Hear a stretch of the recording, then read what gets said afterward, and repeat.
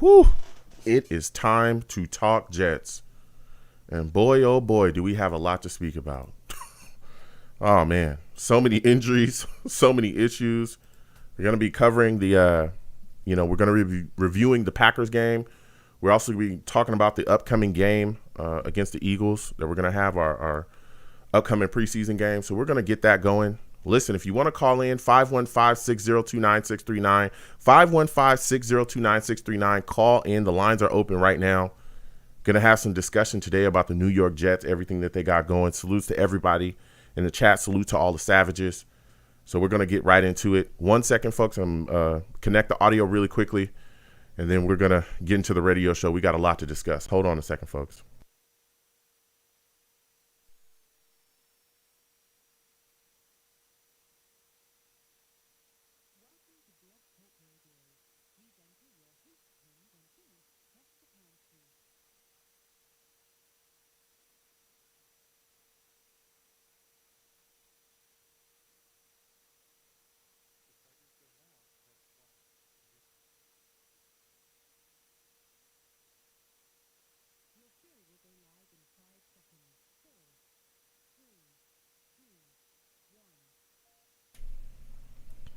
Blog Radio.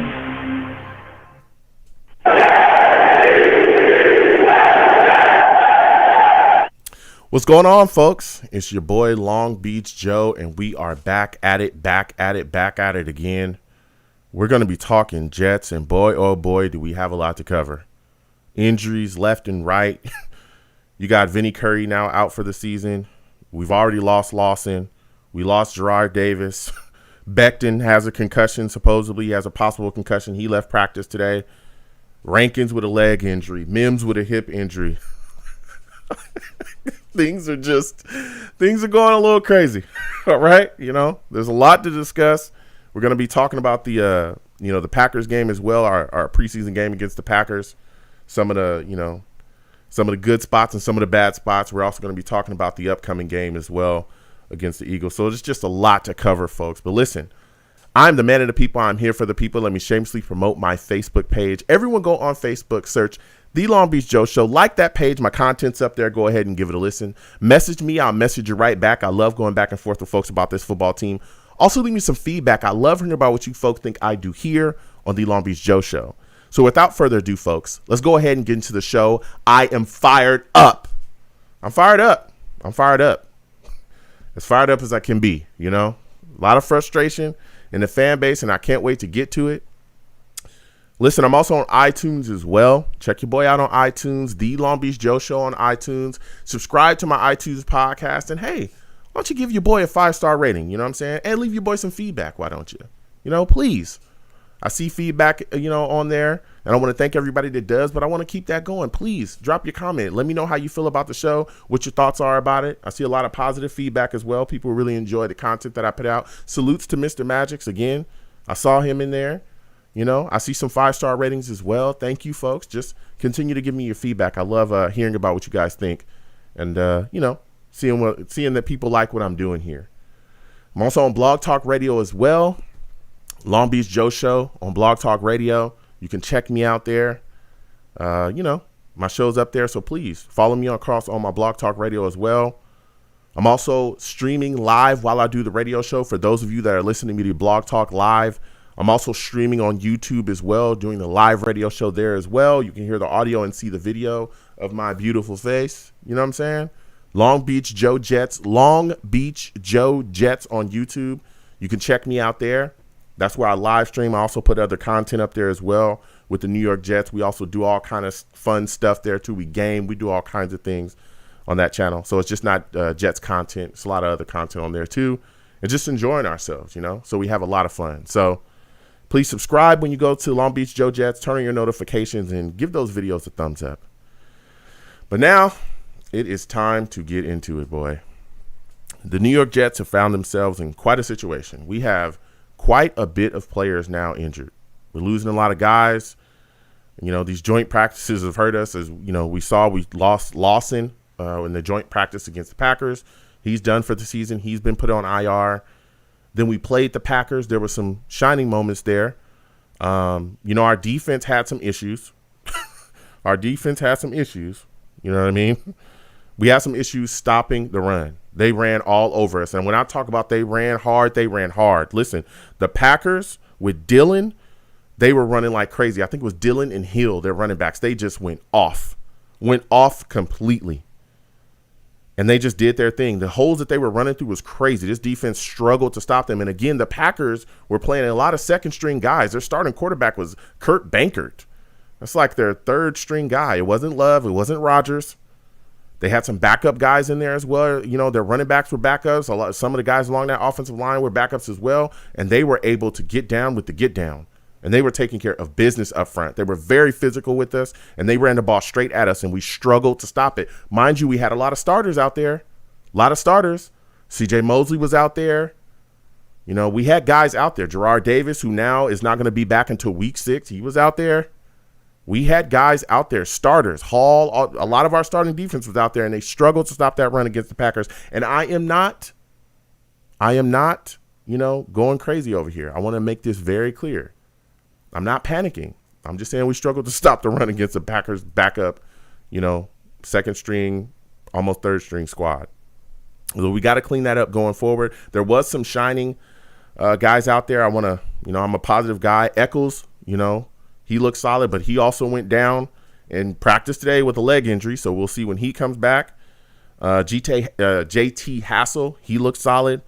Lamar Jackson had an interception. So there were some bright spots. There were some things to build upon, but we got to clean thing up. Even Mosley had a flag. I didn't really like that flag either. He pretty much tackled the running back before the guy could really get out and run his route. So, you know, that Packers game defensively, there's some things we got to check. There's some things we got to get better at. Now, offensively, I thought the Jets looked pretty solid. Let me tell you something. Zach Wilson, we continue to see this guy continue forward, and he's really doing his thing. He's the real deal. We're going to continue to see him build and get better going into the season, but you're starting to see those flashes, those sparks, those things that we want to see out of young rookie quarterbacks, right? And one of the things that we saw that really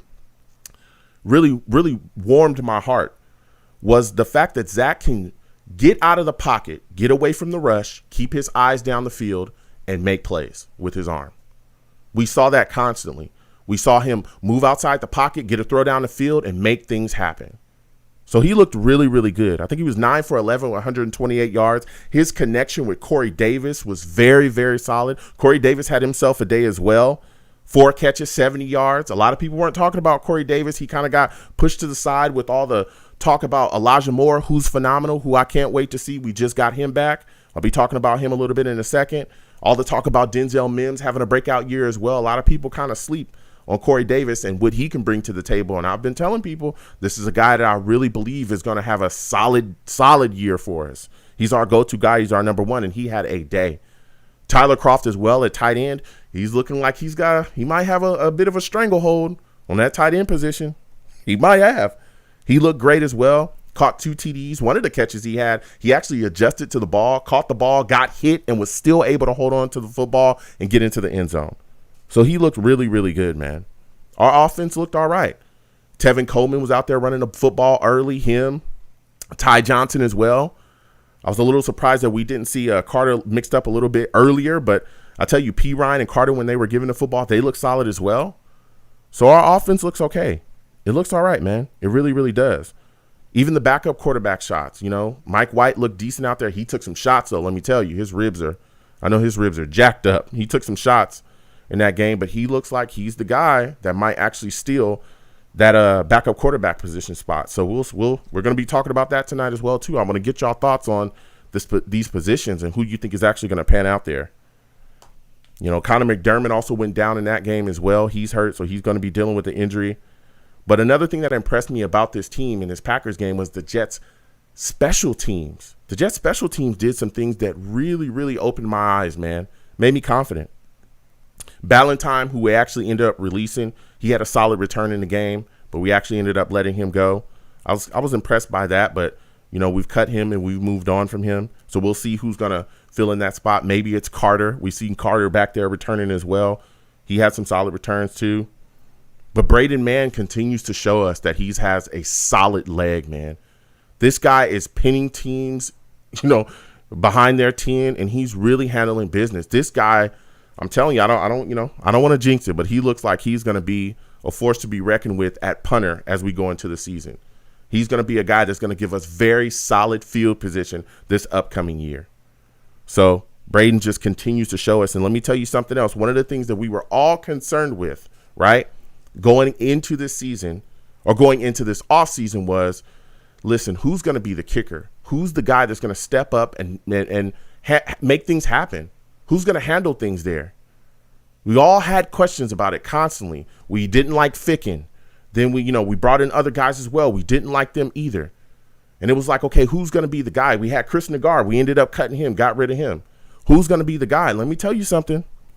And it's not done yet, but this dude Amendola, he hit from 54, he hit from 46, and then he hit from 35. And I mean, he made it happen. He made it happen. So he might be the guy that actually, steals this kicker's job. And maybe he's the guy that we can move forward with, at a kicker, and he can fill that position and be solid here. So it's kind of my spiel and talk about the Packers game. Like I said, so many injuries. Jarrad Davis out until week 6. Becton dealing with that concussion now. He was throwing up all in practice. They said he collided heads with someone and then started barfing all over the place, especially on the sidelines. You got Echols dealing with the leg injury. Vinny Curry done for the season.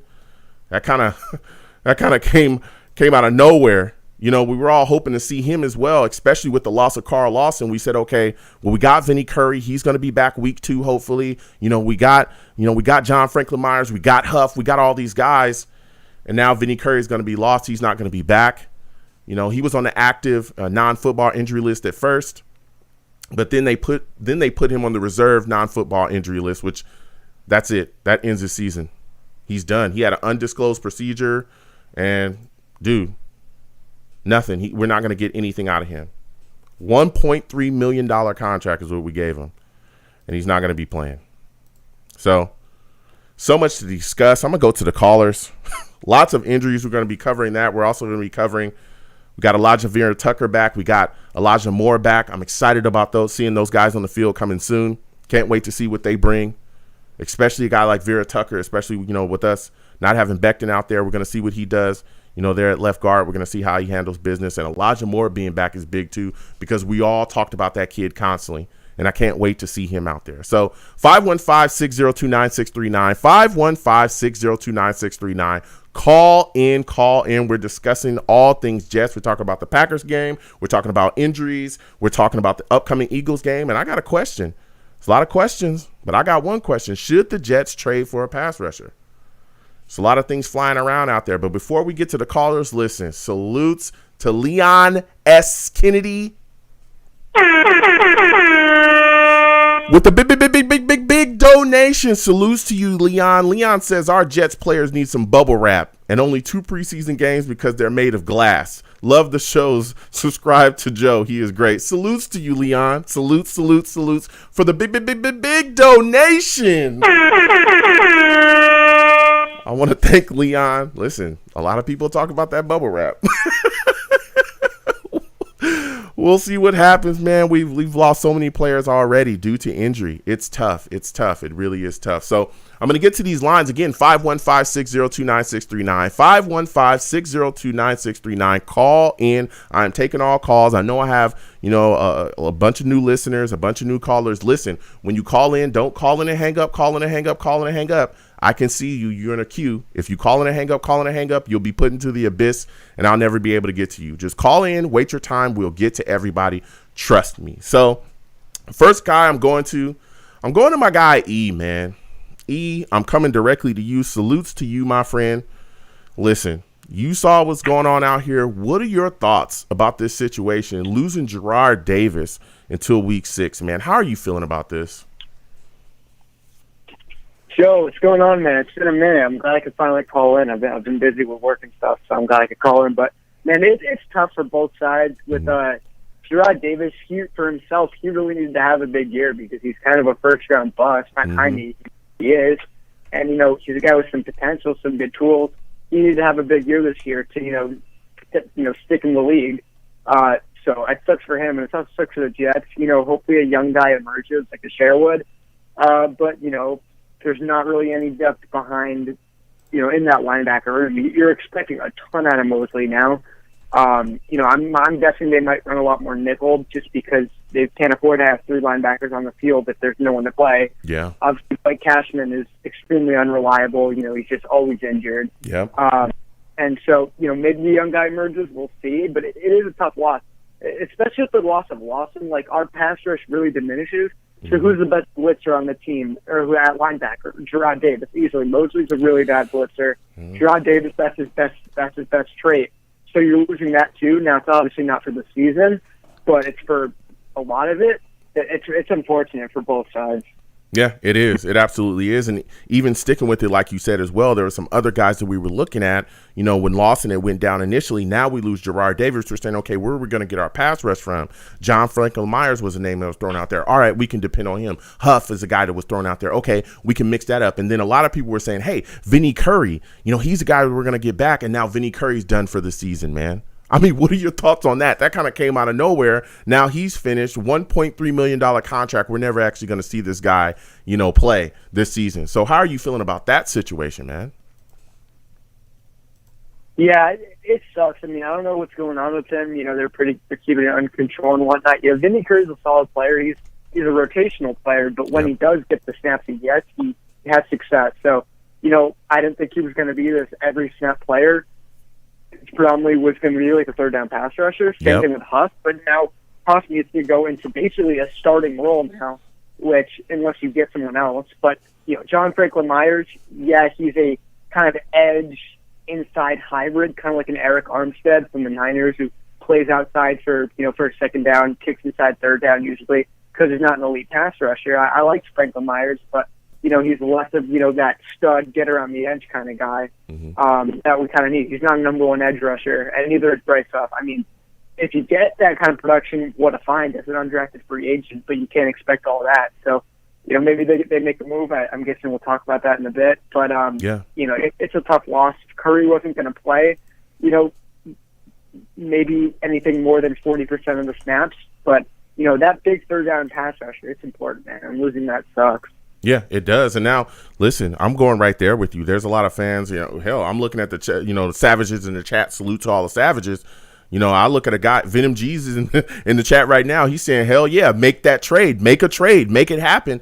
Are you a fan that's looking to see the New York Jets make a trade for a pass rusher, maybe a guy like Chandler Jones? I mean, what are your thoughts on that? Are you making the move if you're the Jets general manager? Chandler Jones is a guy I'm not getting, honestly. And here's the thing. I love Chandler Jones, the player, but the issue is he already requested a trade because he doesn't want his contract.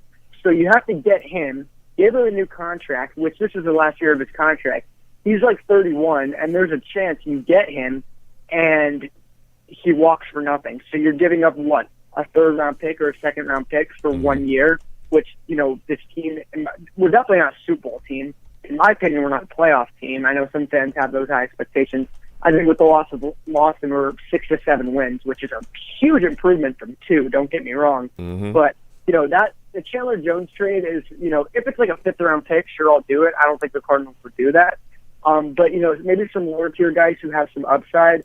Maybe a guy like a Derek Barnett from the Eagles, just because they have Joe Douglas' familiarity with him. Yeah. I know Dante Fowler Jr., he's kind of been a bit of a bust for Atlanta that time. I mean, I wanted him last year.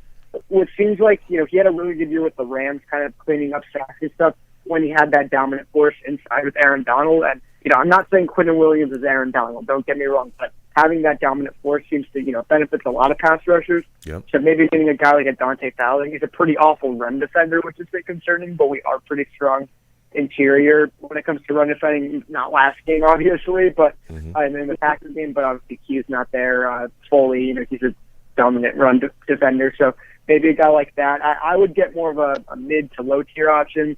When it comes to free agency, the only guy who's really available is Olivier Vernon. I think he's hurt. Everson Griffin just signed.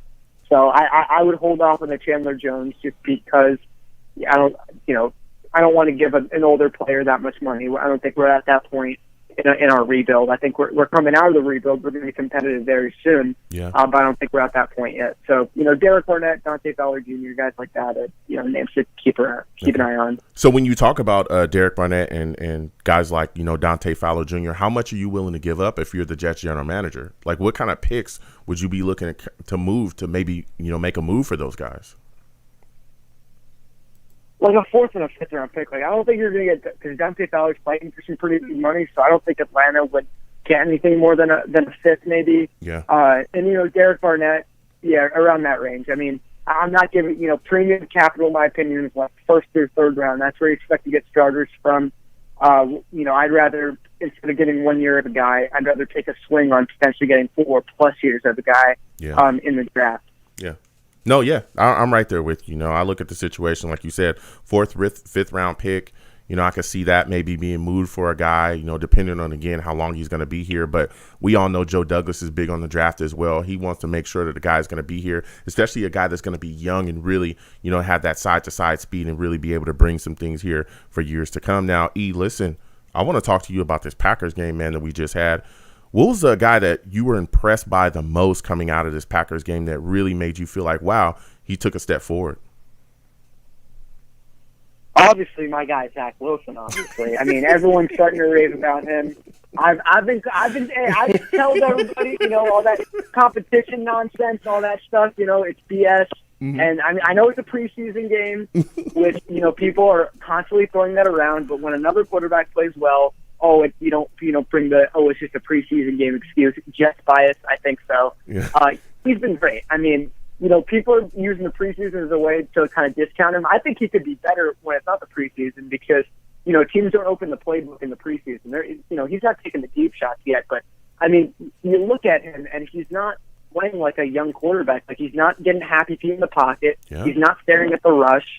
His motion is just so fluid that he doesn't limit your offense in any way. He can make literally every throw. Mm-hmm. He had a couple money throws this game. He had, 3 incompletions, one of which was just a really good player from Eric Stokes, which in that play, he sat in the pocket, while it was collapsing. He's not bailing from clean pockets, which, a lot of times when a guy just rolls out all the time, it limits your offense, unless you can make good, opposite hash throws, which Wilson can. Yeah. Staying in the pocket really, you can get anyone the ball.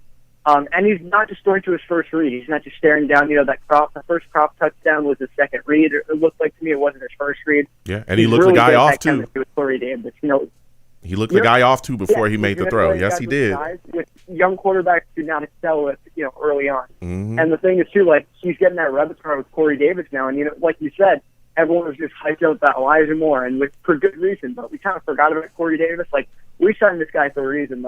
Him and Lawson, which such to talk about now. What I loved about those signings is they're off their rookie contracts, but they have a ton of potential. Those guys' best days are ahead of them, especially Corey Davis. He could turn into maybe a legitimate number one with the team. Yeah. And if not, Zach Wilson in this offense really spreads the ball around. So we have a lot of playmakers, and we're going to get them all the ball. Yeah, that's a fact. And listen, you had a fire call so far, man. My final question for you is, we look forward going into this Eagles game. What is a player that you're looking at right now saying, hey, if you don't have a solid performance against the Eagles, you're probably going to be gone? Who's a guy that you think is on the bubble? Honestly, Chris Herndon. I know that's music to your ears, but with Croc playing well, and there's some other guys. I really don't see any more than 3 tight ends making it. Yeah. Whether you keep Ryan Griffin around, Yeboah, I think is more of a practice squad guy. He's kind of your classic undrafted free agent who gets a lot of hype because he was undrafted. We'll see if he makes a roster. I'm not sure yet. But I think Croft is close to getting the starting job locked up. He's playing really well. Herndon, it's always a giant question mark with that guy. Yeah. They were running a lot of 12 personnel, so maybe they do keep more than 3 tight ends on the roster, including Wesco as, the fullback. So they're seeming to use a lot more. So, we'll see. Another guy, a Bless Austin, I know I'm always, talking crap about him, but if, another one of these young corners emerges, you're not going to keep Bless Austin, who, let's be honest, I think we've seen enough from him to the point where I'm not getting rid of one of these young guys with some upside, like a Pinnock or an Eccles, just to see, for Bless Austin to show me for another year that he stinks. Wow.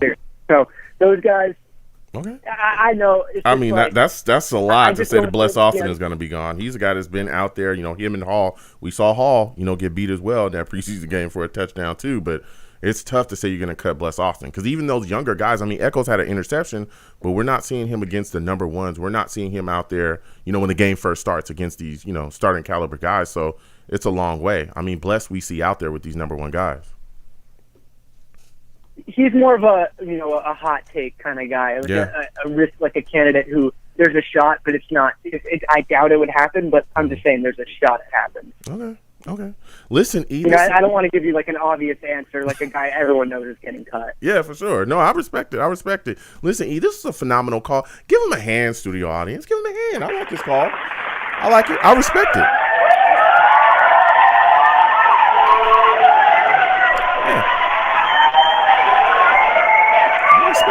I respect it, E. Listen, I got to get back to these lines, my friend. It's always good to hear from you. Next time I have a show, my man, go ahead and call in. I love talking Jets with you, bro. Yeah, absolutely, man. I'm glad to be back. And to all you Zach Wilson doubters, I told you so. You have a good one, E. Listen, E calling in with the heat, man. E calling in with the heat. We know Zach Wilson is his boy. We get it. We'll see what happens going forward, but he's been very impressive. So, listen, we're going to keep getting to these lines again. 515-602-9639. 515-602-9639. Call in. We are taking all callers again. When you call in, I know I have a lot of new callers. Please don't call in and hang up, call in and hang up, and call in and hang up, all right? Because I will never see you. When you call into my show, I can see you. I'm in a queue. There's no need to call in and hang up, And when you call into my show, don't curse or I'll get you out of here fast. I'm talking fast. Fashion, we got Adam Gay's ass out of here. Get your ass out. All right, get your ass out of here, Gaze. You are so unfit, completely unfit to be a head coach in this league. I'm so glad that we have the coaching staff that we have now. Even with some of the issues that we have going forward, I truly believe that Sulla and this staff will be able to coach and put a solid product out there on the field, even with the injuries that we have. So we're going to get back to these lines again, 515-602-9639, 515-602-9639. Call in. Also, salute to Leon S. Kennedy again with the donation. Salutes to you, my man. So next we're going to my guy, Jacob, man. We coming to Jacob. Jacob always has some solid takes. I know that he knows his Jets, and he's going to give us what he's got. Listen, Jacob, salute to you. I want to thank you for calling in tonight. Jacob, what are your thoughts about these injuries that we're seeing, man? You got Jarrad Davis out to week 6. You got Vinny Curry, who's now done for the season. You got Becton dealing with a concussion. I mean, how are you feeling about the Jets right now going into the season? Hey, what's going on, Joe? Nice to talk to you again. And I gotta say, by the way, I like you taking shots at Adam Gase like that. I like the type of energy I like right there. Thank you. So to get to the first question, yeah. Just seeing all the injuries, it's really, really disappointing to me. And I'm really hoping that in this final preseason game, guys like C.J. Mosley and Corey Davis don't even play at all. It's just not worth the risk. We already know what they're capable of.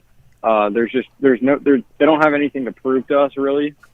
There's just really no reason to hurt Zach Wilson's development like that. Yeah. So as much as I want to see them, I don't want to see them. Yeah.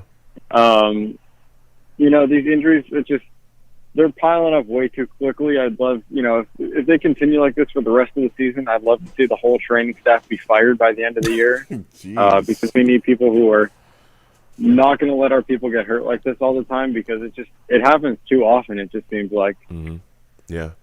I mean, it sucks. It really sucks, especially again with Davis going down. Now you're trying to figure out who's the guy that's going to be able to step in. For me, Sherwood is a guy that definitely comes to mind. Young kid. We just got him. We want to see what he's going to bring to the table. But I understand some people are sleeping on Cashman, or some people feel like Cashman has a long way to go. But with this injury, Cashman could step up in that position. Now, the big thing about Cashman is he's got to stay healthy. We've seen him have a long injury history all the way back to college, and he's just got to clean it up. Mm-hmm. And I think if he can stay healthy for a season, when he's out there on the field, Cashman actually looks good. He actually looks like a guy that could play, really play in this league, but he just doesn't stay healthy often enough. So my question for you is, when you look at this situation now at backer with Davis out, who's the guy that you're looking at and saying, hey, this is a guy that may be able to hold the fort until we get, until we get Davis back at some point?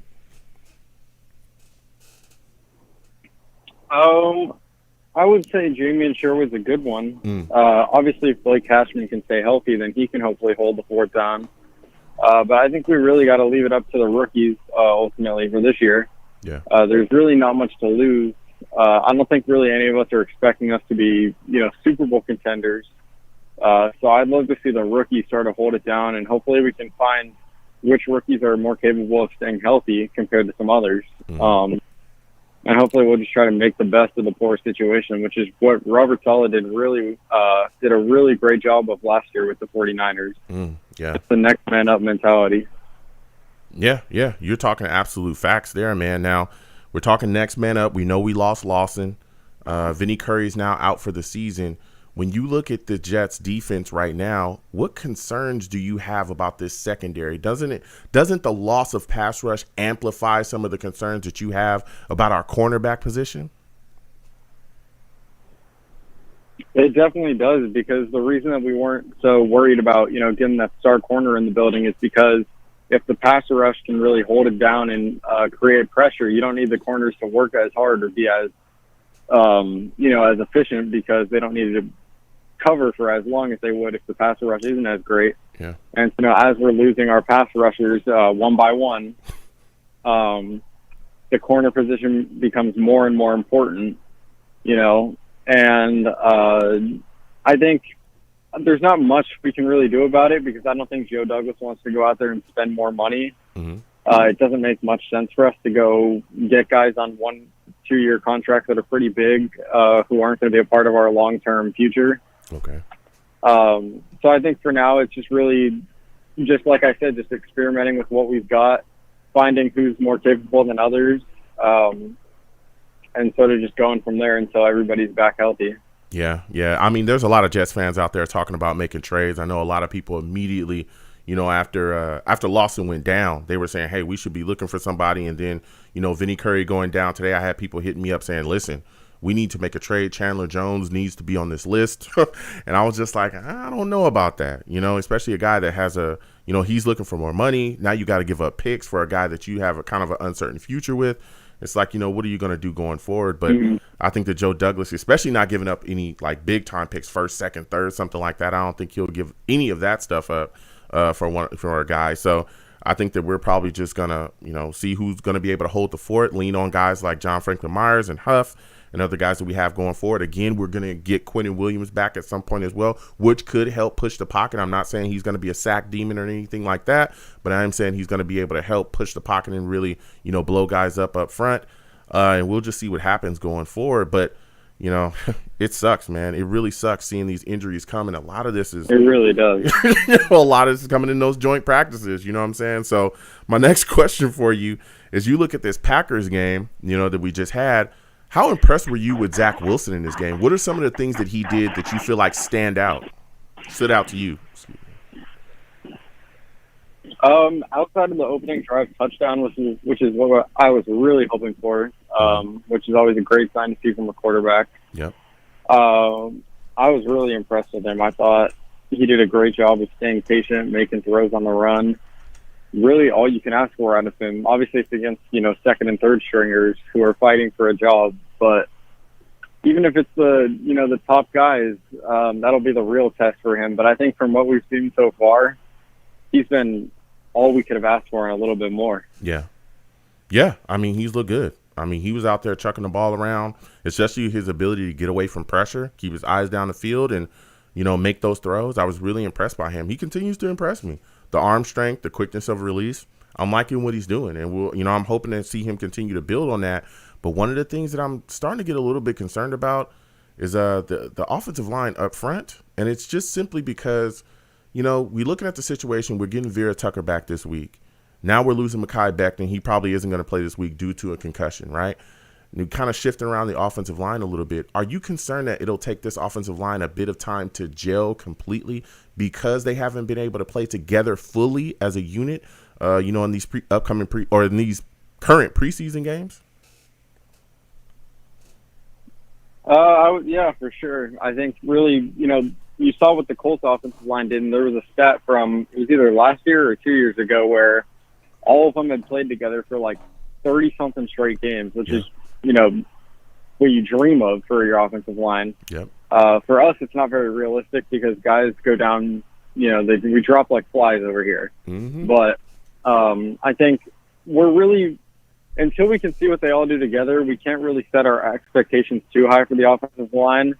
That's why I can understand why Mekhi Becton was playing a lot in the preseason, because obviously he's a second-year guy. But really, for all of our guys who aren't rookies, I know it's really tempting to want to see what they can do and just see what their max potential is. But when we're not in real practice time yet, in real games, I don't know why we're having them go that full 100%, where we really risk injuries for our veterans. When we know what happens every year is that at least one of our players that we're really looking forward to seeing always gets hurt. Yeah. And so Mekhi Becton, I know hopefully he can come back very soon within the next week or two and just at least be ready for week 1 of the season. Yeah. But concussions are things that can be very, very serious. And head injuries just by itself, even if it's, worse than a concussion, maybe a little bit less severe of a concussion, head injuries are the most serious thing in football. Yeah. So I'm really hoping it doesn't have an impact on him for too long. Yeah, I'm hoping it doesn't the same as well, especially when you're talking about, coming to the sidelines and you're dizzy and you're throwing up crazy. That is a telltale sign of a pretty gnarly gushing right there, So I'm hoping, like you said as well, that it doesn't stick around and that it doesn't, affect him going forward. I'm hoping that he's going to be ready, sit him. Of course, he's more than likely not going to play, this upcoming preseason game, but just sit him until the time's ready, until he's ready to go. And, go ahead and put him out there. Now, my final question for you, Jacob, because you really brought the fire tonight, is when you look at this upcoming Eagles game, what are your expectations of Elijah Moore? Because supposedly he's going to be playing. So if he's going to be out there, he's going to play. What are you looking to see from him in this game, man? For him not to get hurt again, to be honest. Okay. That's all I want from him. Yeah. I think him and Zach Wilson, I'd love to see the connection and chemistry build a little bit. Mm-hmm. But Zach Wilson really shouldn't be playing more than the first half, just like last week. Elijah Moore's probably not going to play more than a quarter or two, probably about the same as Zach Wilson, maybe a little bit less just to ease him back in. Yeah. But I'd really just like to see him build that strength up back again. I know he's going to show flashes here and there because we've seen it throughout all of training camp. He's been phenomenal. But I'd really just like to see him stay healthy. Yeah, I'm right there with you. I'm hoping that everybody comes out of healthy. We've lost so many guys, Jarrad Davis and then Vinny Curry and Lawson. It's like, geez, Louise, what is going on here? But listen, Jacob, I want to thank you for calling in tonight. It was a phenomenal call from you. Next time I have a show, I want to hear from you. All right, my friend? Absolutely. Have a great night, Joe. All right, you have a good one as well, my friend. Listen, we're going to keep getting to these lines. They are hot. 515-602-9639. 515-602-9639. Call in. If you're watching the stream live, please give the stream a thumbs up. Please give it a thumbs up. Really helps it get shared. Also, share the stream as well if you can. If you have not subscribed to the channel, to Long Beach Joe Jets, again, for those of you that are listening to me on Blog Talk Radio, I am live streaming while I do my radio show. So if you're listening to me on Long Beach Joe Jets, subscribe to the channel, man. Turn on your notification bell as well, so when I post content, you folks will be in the know. If you want to hit me in the super chat, all donations are greatly appreciated. If you don't want to hit the super chat and you just want to hit me in the Cash App, please do. My Cash App is right there at the bottom of the screen, and anything you give is greatly appreciated. So we're going to keep getting to these calls. Next, I'm going to 973. I'm coming directly to you. Angelo, I'll be coming to you in a second. I have a lot of callers in, so we're going to get to everybody. 973, salutes to you. I want to thank you for calling in. Listen, give me your thoughts, my friend, on what we're seeing right now. A lot of Jets players going down. How are you feeling about losing Jarrad Davis until week 6? Well, that worries me, Joe. I mean, we were so hyped up on getting Zach Wilson and it's going to help us, with our offense. But now that our defense is looking shabby, it does concern me a bit. You lost two great, from our defense. And, that's where we struggled, all last year and previous years. So that's going to, be like a bit of a blow for us on our defensive side. So this does concern me. Yeah, an awful lot. Yeah, it does. It concerns me too. You look at some of the other guys we lost as well. Lawson, we just lost Vinny Curry as well for the season. Yeah, that was the big one. Yeah, that was the big one. That was the huge one because he was supposed to be the guy that was our pass rusher. We haven't had a pass rusher in years. And so now we're sitting back. We're trying to figure out what's going on here, how we're going to handle things going forward. But when you look at Davis going out, who's the guy that you think will be able to step up and kind of fill that role? Yeah, that's the problem. I mean, we don't really have that much after Davis went down. I mean, that really put us in a hole. Mm-hmm. So we have to, anybody good from the practice squad, maybe we can help. They can help us out. That might be our only hope. Yeah. I mean, I look at the situation. I'm saying, Cashman, your number. Come on, bro. You got to get it together. If you can stay healthy, I think Cashman's going to have a shot at that job. I look at Jamin Sherwood, a guy that we just, got in the draft. He's going to be a guy that's probably going to have to step in. Yep. He's going to have to be a guy that's going to step in. So there's some guys that can, step into that spot, but we'll see if they'll be able to fill it and play as well, as we were hoping Davis was going to this upcoming season. And again, he's probably going to be back around week 6, but we'll see what we get from him when he comes back. But we got to have somebody fill that spot. So my next question for you is, we talked about the pass rushing situation, with Lawson going down. Rankins is dealing with a leg injury. We'll see what happens with him going forward. We just lost Vinny Curry as well for the season. You look at this situation. Are you a Jets fan that wants to see the New York Jets make a trade for a pass rusher that's out there? Maybe a guy like Chandler Jones? Well, with the way it's going right now, I think we definitely need a trade to get pass. We should get Jones. That should that's a priority. Get the right people to replace our injured players. Because if they don't stay healthy, it's gonna be another season right down the tubes. And I don't want to see a repeat of last season. I mean, Gaines' coach was bad enough. I mean, we don't want to see this happen again. Yeah. I know I don't. Look, I hear you. What is the most? We had such high hopes for the Jets this season, and now that's being, torn apart again for all these injuries. What is the most that you're willing to give up for a guy like Chandler Jones? Where do I start? We have a lot of injured players in our injured positions, so we need to, we really need to think very carefully of who to trade for and what can we get for it. Well, I mean, as far as picks, like, are you willing to give up a second round pick? Are you willing to give up a first? Like, what are you willing to give up? I think I would rather give up a second round pick. Ooh, okay. I think first round is too valuable to give up. So I think second is, because first I said first is too valuable. Oh, okay. I mean, second round for Chandler, that's kind of tough, especially with the situation he's in. You don't know his future, but a lot of Jets fans are panicked, and I get it. But I'm a guy that looks at the situation and I say, maybe we should stay pat. That second round pick could be a kid that we could take. Again, we're a rebuilding team. We're just coming out. We're still in a damn rebuild. Let's be serious. This is going to be, we're probably a year, maybe 2 years away from really being super competitive.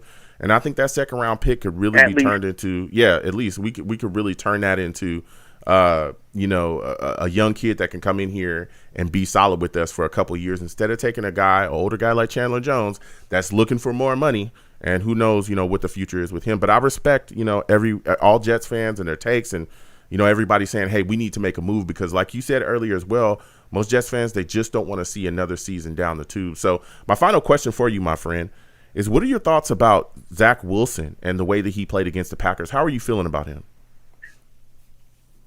I feel very confident with Zach. I mean, it's still only preseason, and still has a lot to prove, but he hasn't made too many mistakes so far, and that's hard to see, because I think he's showing a lot of confidence. So I've been with this team, and that's I think that's helping to get us through. All the injuries we've been going through. I mean, he's not going to be able to do it by himself, no, but already I'm seeing it's a far cry better than it has been, at least from last season. Yeah. So there is a glimmer of hope in this. Yeah. Listen, my friend, I'm right there with you. He's showing us a lot of things that you would hope to see from a young quarterback. Some of the flashes, some of the movement that we're seeing, him still being able to move and keep his eye down the field and throw the ball, the accuracy, we're seeing that. It looks pretty solid. The release, though, is unbelievable, and his arm strength is some serious business. So I like what I've seen out of Zach so far. But listen, my friend, I got to get back to these lines. I want to thank you for calling in, my friend. You have a good night. Thank you, Joe. All right, you have a good one. Listen, 515-602-9639, 515-602-9639. Call in. We are taking all callers. Again, when you call in, please be patient. Okay, don't call in and hang up, call in and hang up, call in and hang up. All right, I know other people have different ways they do things. I can see you. You're in a queue, okay? I will get to you. I know I have a lot of new callers, new listeners. I get to everybody, believe me, all right? I respect everybody's time. Just be patient. We're going to get to everybody. We're going to hear everybody's takes. So, again, 515-602-9639. Call in. Also, if you're watching stream, please give the stream a thumbs up. Please subscribe if you have not subscribed on Long Beach Joe Jets, which is the YouTube.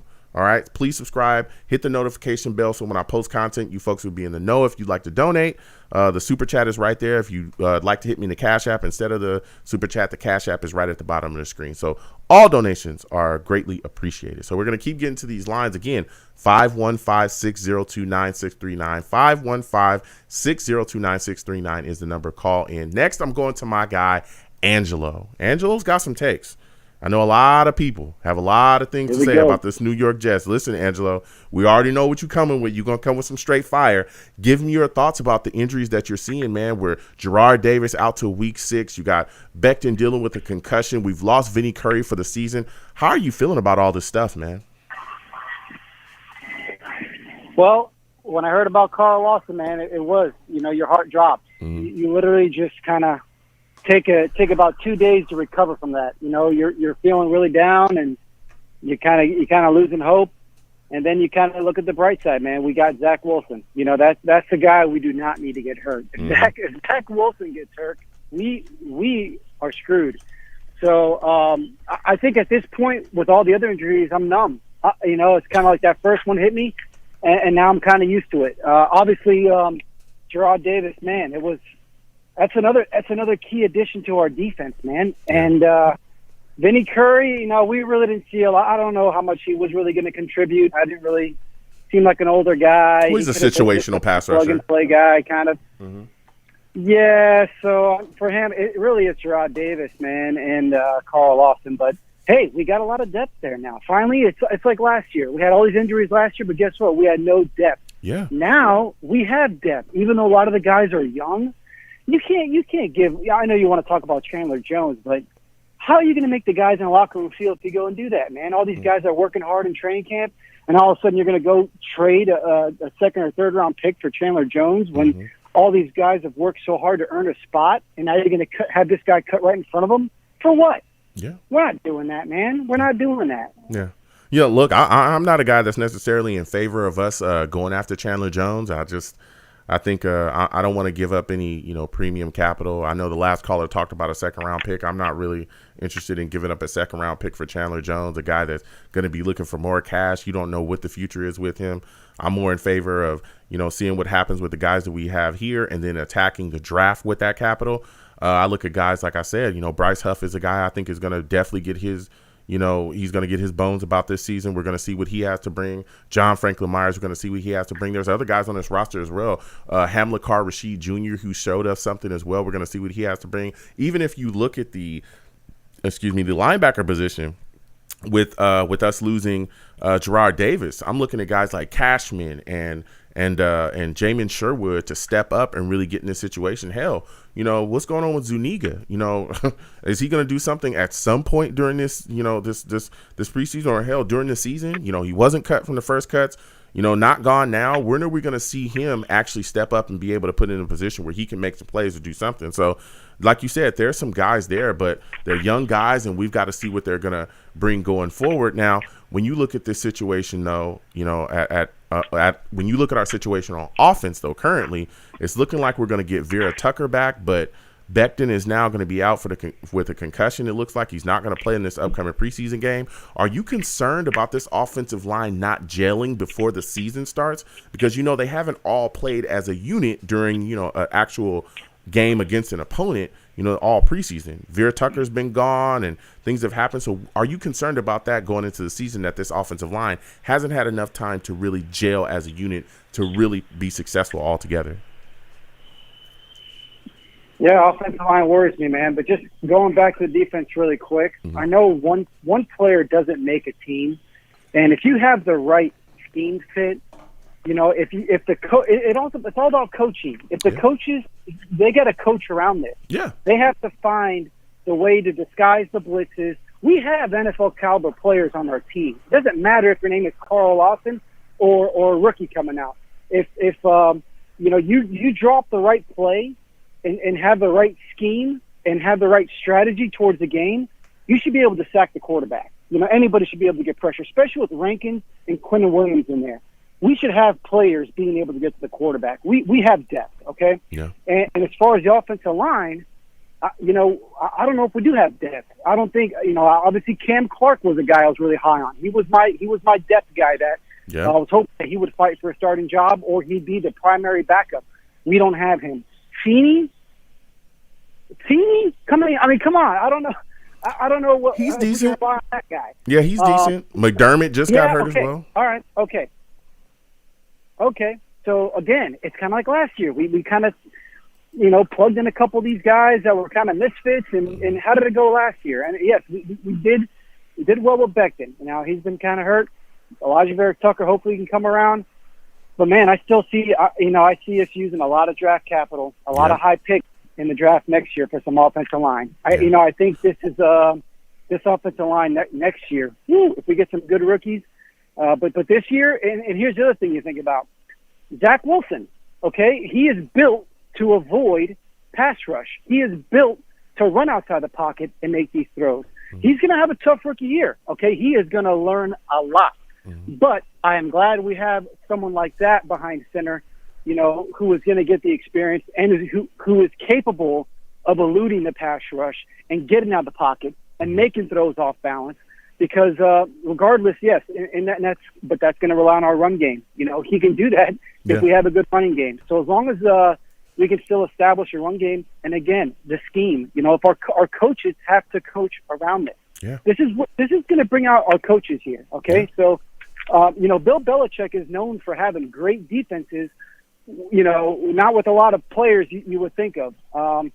Going back to the 2018 Super Bowl when the Rams had that high-powered offense, the Patriots, I think, limited to 3 points to that game. He called the 6-1 scheme when he lined up 6 defensive linemen and put one linebacker and have the cover 2 on top with the safeties. Man, they didn't do anything. It was a scheme. Yeah. So our coaches got to come through. If we got the best coaches in town here, we should be able to do something, and regardless of who's out in the field. But our offensive line, man, hopefully it all comes together. But I think we're still a year away. Yeah. I'm right there with you. And that's why I'm so excited. And people say I bash Adam Gase. I don't bash him. I just tell the truth. You know what I'm saying? He was trash. But one of the things I'm so excited about as well, and you brought up, was I think our coaching, the ability that they have, is going to be able to kind of take some of these blows that we've gotten with injuries and still put a productive football team out there on the field, especially when we look at our defense, because that's what we saw Sulla do last season with the Niners. We saw him, absolutely take a lot of hits defensively. They lost Boa. They lost Thomas. Go back and watch that game that we played against them. They lost so many players in that game, and they were still able to stonewall us, and they had a very solid, I think it had a top 10 defense that they had the last year. So it was looking very good. So my final question before I let you go, my man, is going into this Eagles game, man, what are your expectations for Elijah Moore? Because it's looking like he's going to play. So if he does, what are you expecting out of him in this upcoming Eagles game? And he'll probably play the first quarter. I think at this point, Joe Douglas is probably going to make this call like, hey, we don't need to be playing our starters for too long at this point. We're kind of accumulating some injuries here. I think Joe Douglas kind of needs to step in and say, hey, let's get a look at this kid. Let's get him to run some routes. Yep. Let's get the butterflies off. And I say hopefully 2 catches, maybe 22 yards, something like that. It just kind of depends on how much they want to play him. But I'm really interested to see Denzel Mims, man, because I know you're talking about the cuts. Yes, sir. And that's why he's playing special teams, because you know what, that guy Vincent Smith. I don't know if you saw the play where we had the punt that hit the 1 yard line, and he kind of jumped in the end zone and batted it back and hit on the 2 yard line. That's what he's looking for in that 4th, 5th wide receiver, some guy that can play special teams and get down the field. And I'll tell you another player I really liked last game was J.T. Hassel. The safety came up, oh my God, with some big plays. I think he had a sack. Yep. I don't know if he had an interception, but man, Yeah, that he had a kid's sack. great. Eccles had an I don't know where interception, too. Ashton Davis has been. Eccles had an interception, Yep, and and, I don't know where Lamar Ashton- Jackson had an interception as well. Yeah, I don't know where Ashton Davis is, but that's a guy too where we didn't really see a lot out of him last year. And this kid JT Hassel coming in, we already got LaMarcus Joyner, Marcus May. I don't. What's going on with Ashton Davis? Do you know? Is he just hurt, or what's up with him? Yeah, they're trying to, he's just getting ready. He's coming back from that injury. We've seen him running, but we haven't seen much after that. So we'll see what happens. I don't think he's actually going to play. I think they said earlier he wasn't going to play until like week 2 or something like that. Him and Vinny Curry were kind of out there together where they weren't going to play until the season actually started. So I think that they're sticking with that, and we'll see what happens going forward with them. But, JT Hassel kind of reminds me of Rontez Miles, who played really good in our preseason games a couple of years ago, and they ended up playing him, and he really didn't do well in the regular season. But JT Hassel, man, that's a guy to keep an eye on. Yeah. And like I said, I think at this point, man, we can't afford to lose any more starters. And I had really high hopes for this year, and I still do, because, I think we got the coaching. Mm-hmm. So we got the quarterback. And you know what? We got the running backs. And this is going to be interesting because you got 4 running backs. And I really like Ty Johnson. Josh Adams looks really good. LaMichael P. They're all just different. It's almost like you got to keep them all. Yeah. But I think if there is one to cut, it probably would be P. Ryan. If I'm going to say that now, or at this point, you probably keep P. Ryan because you drafted him and cut Josh Adams. But, man, all 4 of them look good. All of our wide receivers look good. Vincent, so it's going to be really interesting to see how many running backs we keep, how many wide receivers we keep. Yep. Because basically I know it's a numbers game and we really can't keep them all, but I like Vincent Smith. I like Denzel Mims, Berrios. We got, like I said, we got the depth. So an injury happens, We got young guys to come in and fill in. The coaching has to come in and step it up. And this is going to prove, okay, even if we go, 10-7 or something like that, 7-10, it's just going to show, like, are we in these games because of our coaching? Exactly. And that's what I really want to see. Exactly. And I'm right there with you. That's what it all comes down to, man. Yeah, exactly. And I'm right there with you. Especially going forward, when you look at the situation, particularly, like you said, there's our running back position. There's some moves to be made. I know a lot of people are talking about P. Ryan being cut, and I could see it happening. Maybe we keep 4 backs and we end up keeping him and getting rid of, Josh Adams and the other guys because he's still been, out there. But like you said, that wide receiver position, there's some tight spots. I think Mims is going to make it. I think that Berrios is a guy that's probably going to make it as well because his work on special teams, and we probably keep Vincent Smith too. So I can see all that being done. But listen, Angela, I got to get back to these lines again. They are hot. I want to thank you for calling in tonight, my friend. You go ahead and you have yourself a good night. All right, man. Enjoy your night, Joe. We'll talk later. All right, you have a good one. Listen, Angelo bringing the fire, man. He brought the fire tonight. I respect this call. We're going to keep getting to these lines again. 515-602-9639. 515-602-9639. Call in. We are taking all callers. I know I have a lot of new callers. When you call in, please don't call in and hang up. Call in and hang up. I'll never get to you. Also, don't call in and curse on my show because I'll get you out of here fast. Fast. I'm talking fashion. We got Jamal Adams out of here. Get out of here. I'm going to bash that guy every chance I get. Overrated box safety. All right, we're going to keep getting to these lines again. 515-602-9639. 515-602-9639. Call in. Next, I'm going to my guy, Steve, man. Steve, we're coming to you. Bill, Maxwell, Chris, I see you. We'll come to you in a second. But, Steve, listen, salutes. It's good to talk to you again, Steve. I know you're ready for all these takes, man. Listen, we got a lot of injuries, Steve. Lots and lots of injuries, man. What are your thoughts about this injury to Jarrad Davis? He's probably not going to be back until week 6. How are you feeling about it? And who do you feel like will be able to step up and fill in until he's able to get back on the field? Yeah, first off, Joe, it's always great to hear from you, man. It's always great to hear from you. So, yeah, listen, when Davis went down with the injury, unfortunately it did suck. The good news is that his season is not a season-ending injury, which is good. Unfortunately, what the bad news is that he's going to have to miss some time. Mm-hmm. And the good, so he's only going to miss the first 5 games of the season. Because remember, after we have the game against Atlanta, we go on our bye week. And, that will be another week for him to rest. And then, he'll be back. Hopefully, he'll be back for us for week 7. So the thing was, unfortunately, unfortunately, injury does play a part of the game. And unfortunately, it sucks. But, the next player has to step up. And, I mean, this was something that I spoke about with you last week when we did talk about, obviously, with the injury to Lawson, the next player has to step up. Like, someone who does play Jarrad Davis's spot has to step up and now play alongside with C.J. Mosley. And that rookie, Sherwood, and the other guy who we got from that a lot of people thought was a late-round steal, I forgot what his name was. Hamza Nesruddin. He's showing a lot of – yes, thank you. He's been showing a lot of potential, and I would love to see him play alongside with Mosley. The two of them are have been really impressing me in the camp and in the preseason games that they've played in so far. Mm-hmm. But, now we're coming down to this. It's the last week of the preseason now. We just had our first joint practice with Philadelphia. We have another one with them tomorrow. And then, we rest our bodies Thursday, and then we play our final preseason game Friday against the Eagles. And the thing is, it's finally going to be a legit Jets home game. Not a regular season game, but a preseason game. And it's gonna be a lot of energy at MetLife, I think, on Friday night when we play against Philly. It's gonna be exciting. Yeah, it is. A lot of people fired up, ready to go.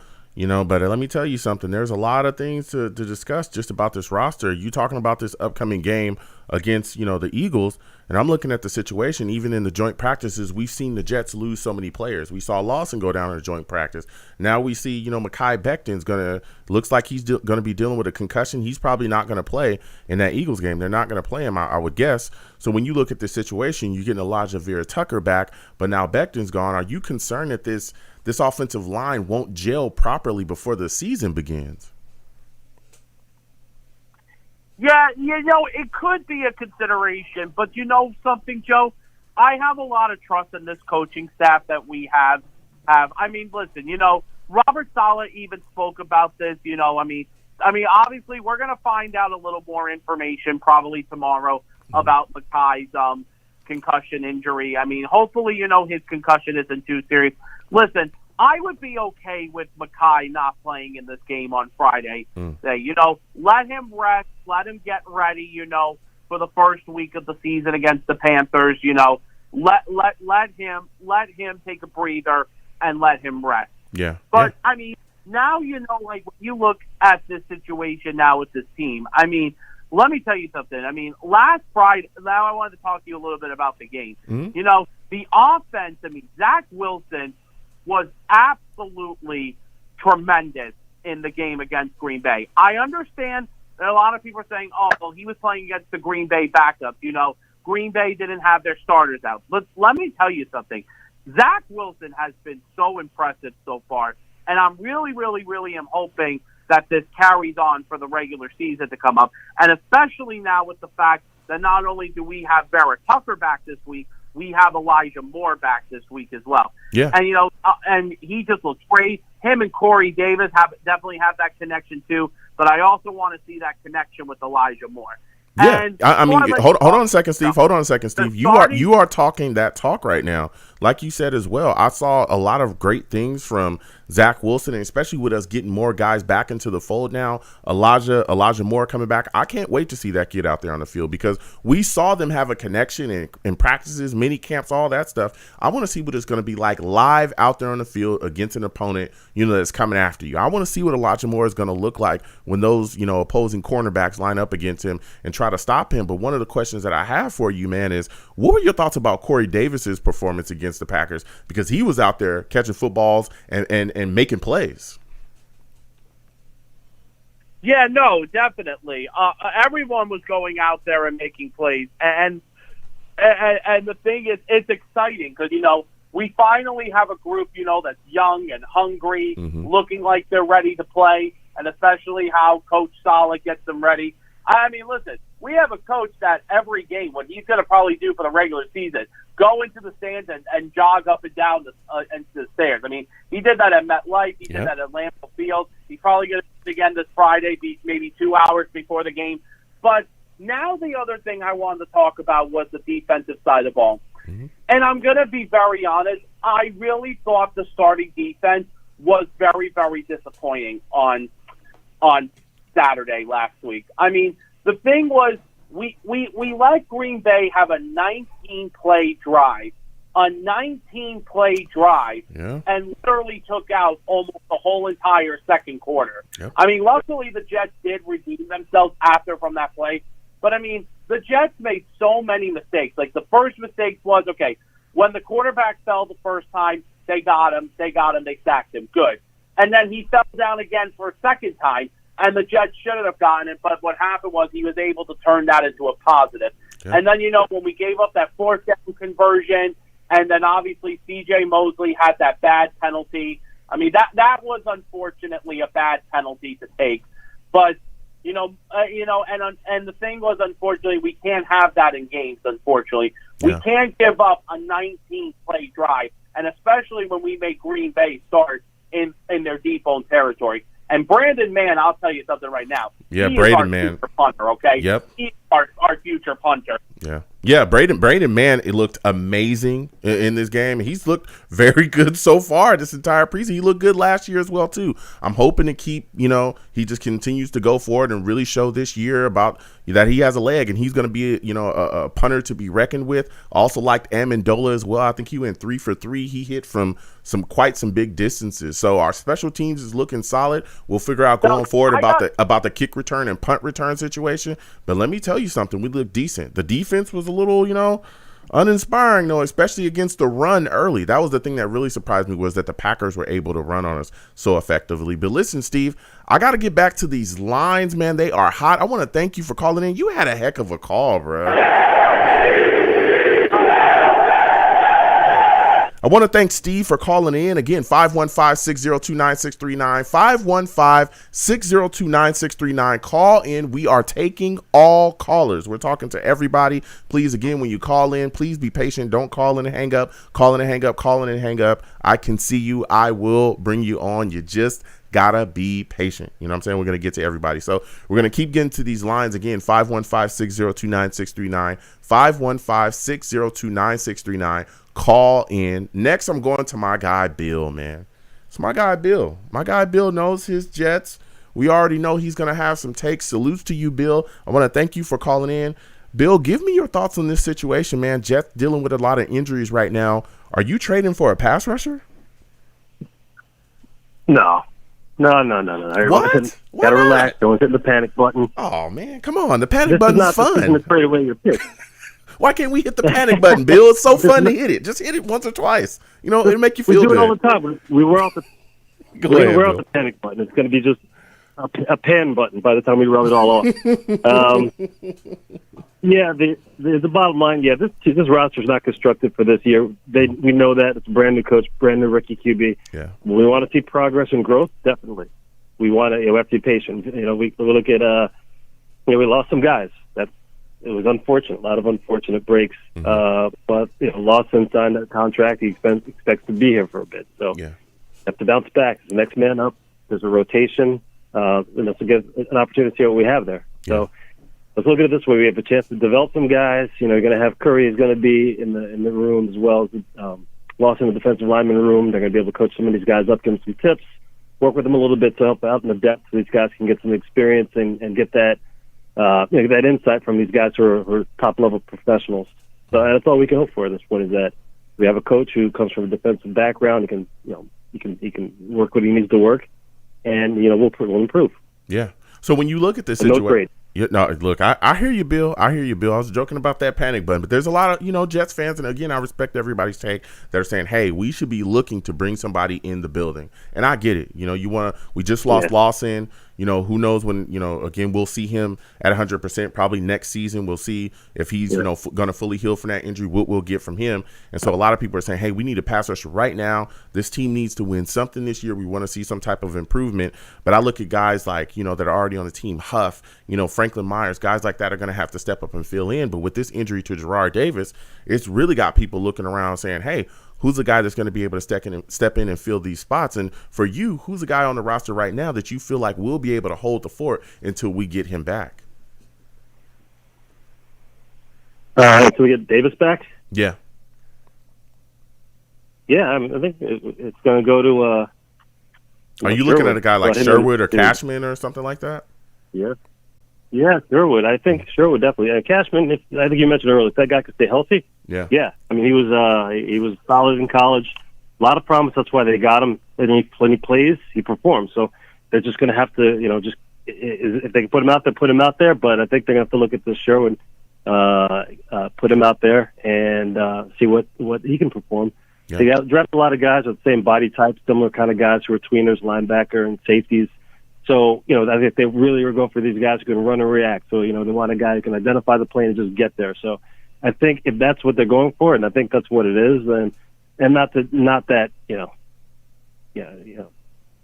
every guy's not just plug and play, but if that's what we're looking at for guys who are quick, can get to the point of attack after identifying, then, then they just draft a whole bunch of guys like that. So we'll see who starts out there and who sticks. Yeah, absolutely. So when you going to talk to you about this Packers game, when you look at the situation in this game, how impressed were you with Zach Wilson and some of the attributes that he showed as a young quarterback? I mean, he's I wasn't on the bandwagon for him, but he's our guy, and he's showing a lot of things that you saw in college. He works very hard. I don't know if you heard the story. The kid would drive to San Diego from Utah for his coach. That was the only thing he could do. He would drive, and he was after it. He studies, so he's a hard study. Kid's going to put in the work, and so it's definitely great that when you look at it, he didn't flame up, he didn't blow up, and he hung in there. He did what he needed to do, and it's just about getting this year under our belt. It's a matter if the guy goes out and throws 40 touchdowns, great. If those 40 interceptions, great. As long as we can see that the guy's getting it, is not just totally flaming out. As long as he can show us, okay, great. In the press conferences, we'll see what his reactions are. We'll see what he take away from that and how he learns. And the guy's a smart guy. Yeah. I was concerned a little bit about him kind of blowing up under pressure, but we'll see what happens. He was pretty good out there, so he's got to keep that going. And I think as long as we can keep him upright and he's not running for his life out there, then we should be okay. So when you look at the Jets special teams at this point, man, I'm looking at a guy like Amendola. He seems to be maybe the kicker we go into the season with, right? We got rid of Ficken. We got rid of Chris Nagar that was here. There really has been, it's been very up and down there. Are you confident in Amendola, especially after what he showed against the Packers, hitting from 54 and 40, and I think he was 3 for 3. Are you confident that he might be the guy that we can go into the season with, and he can be steady at a kicker's position here? I don't know much about him, to be honest. I will be confident in Joe D picking him up. I'm confident in him being coached up. And if they put the guy in the field, he's the guy. I have all the confidence in the world in him until he starts missing, right? No, look, I hear you. I hear you. So my final question for you, Bill, before I let you go, is when you look at this situation in this Eagles game coming up, what is a guy that you're looking at right now on this roster and you're saying, listen, you better have a solid game against these Eagles or you're probably going to be out the door? Who's a guy that you're looking at and saying, hey, you're in a position competition right now, and if you do not play well against the Eagles, you're probably going to get cut? Who's a guy you think is on the bubble? Wow. Okay. So for this cut down, it's going to be tough because there's so many injuries. There's so many guys that now they're going to have to keep some guys around who maybe I thought they'd be, interested in letting go. Like, Van Roten, that's a guy who from last year to this year, I just don't see the love. I know a lot of guys love him. I just, he's not the guy I would think that they would want to try it out there. But with so many injuries, they need to have someone flexible. They need some flexibility. We had Vera Tucker missed a lot of camp. I'm not exactly sure if it was injury or just bringing him along a little bit slower. Was the pectoral? He had a pectoral injury. There. Oh, okay. Yeah. Okay, so they get him back up to speed, and then we have because they may have to juggle that offensive line around a lot, so I don't think we'll really get cut there. You're looking at the defensive backs. I mean, there's 80 million guys or so. I mean, anybody can go. That's Russian roulette with our secondary. From the linebacker side, we have injuries there, so we kind of need to keep guys in. So I would think that it has to be one of the running backs. I guess maybe they don't want to bring. I mean, we have 4 guys.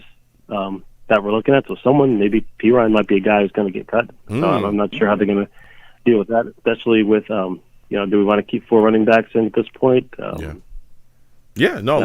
Yeah, I hear you. There's a lot of people that have talked about cutting P. Ryan. Maybe Josh Adams is a guy that we let go. Or maybe you look at this. You look at this tight end position too. Maybe Herndon could be a guy that's on his way out the door.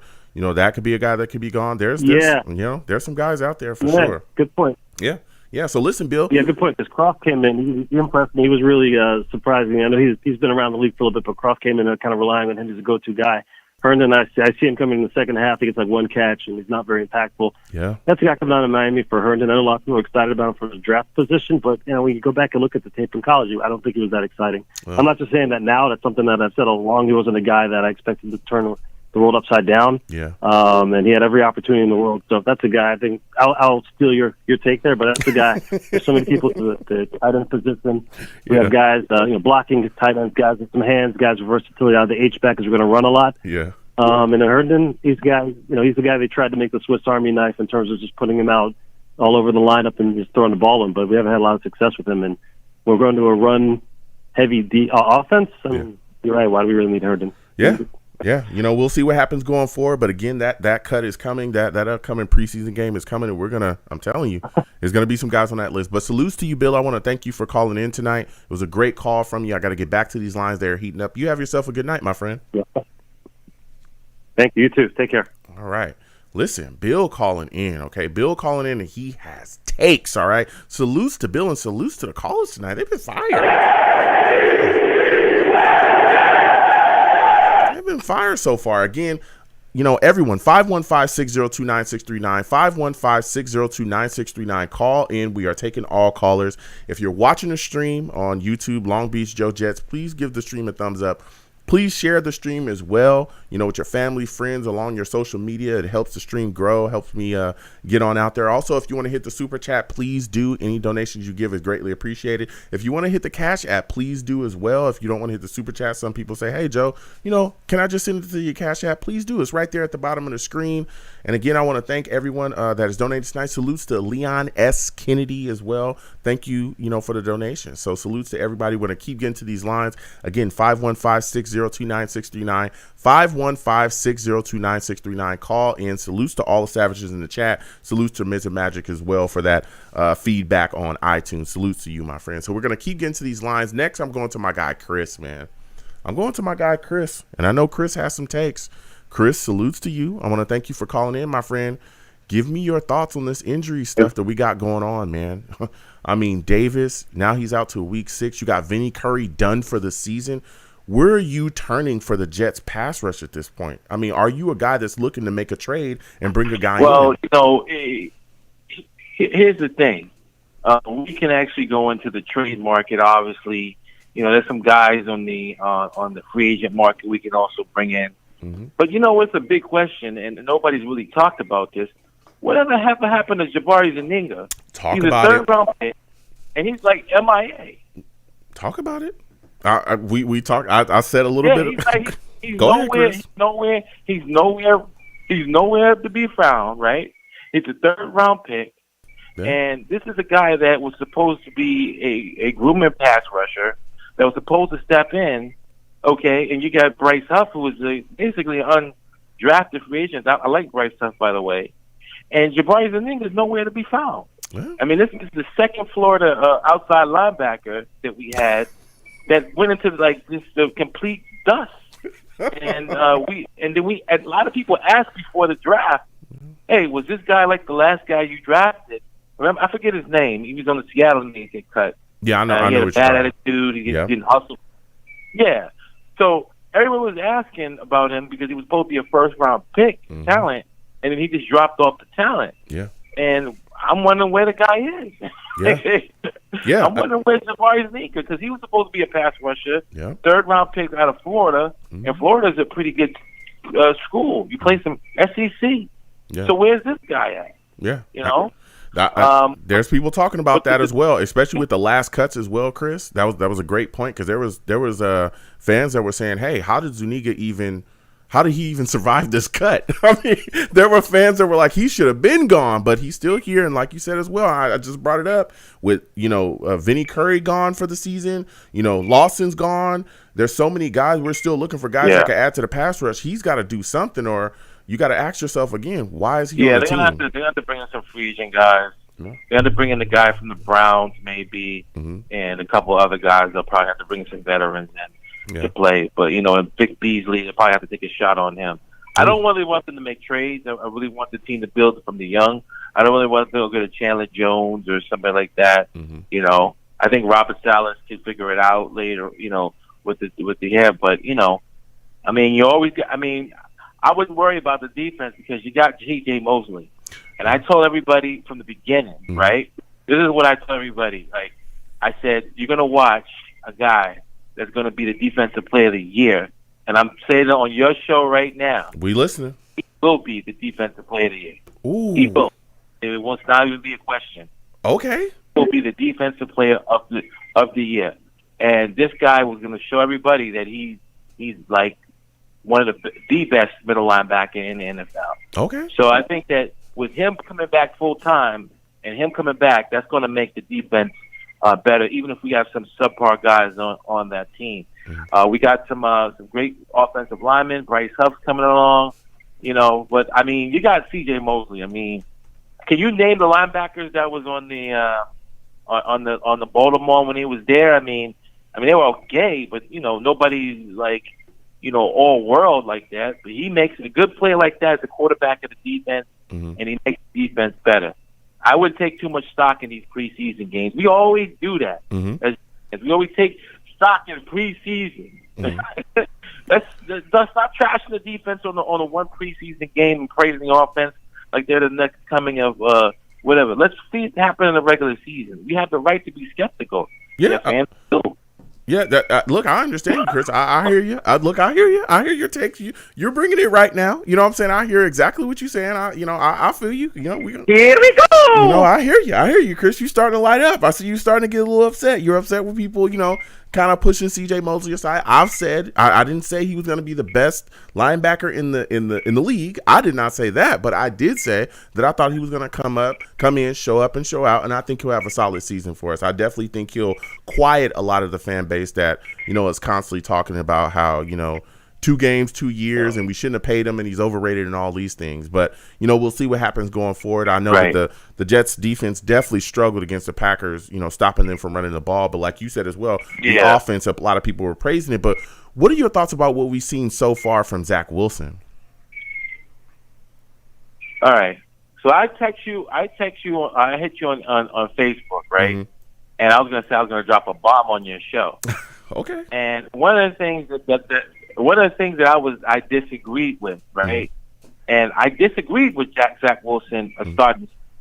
I thought we should have brought in a veteran quarterback, and then brought Zach in at week 6, week 7, to kind of help him along, see how it is, see how the progression is, see how the thing. He's looking good. They're looking like they're going to protect him with the running game and stuff like that. Sanchez.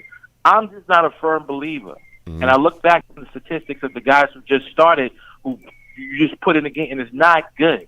The only guy that actually did anything from the first-round picks who they just threw in the last 10 years was Matt Ryan, Jameis Winston, Marcus Mariota. These guys came in with big resumes, and it wasn't up to the job. Now, that could be a whole lot of things, the coaching and everything else that has to do with a whole bunch of situations. But you could do the research tonight. Look at the guys who came in the last 10 years. I mean, Justin Herbert was an exception. I looked at that, and he was pretty good last year. He had a good team around him. But besides that, bringing in a rookie quarterback does not translate for good for his career. But it looks like Zach could be the exception. But on my thing, I would actually rather sit him for 6 games and then bring him in and bring in a guy like thing. But he's played good. Yeah, he's played good, but.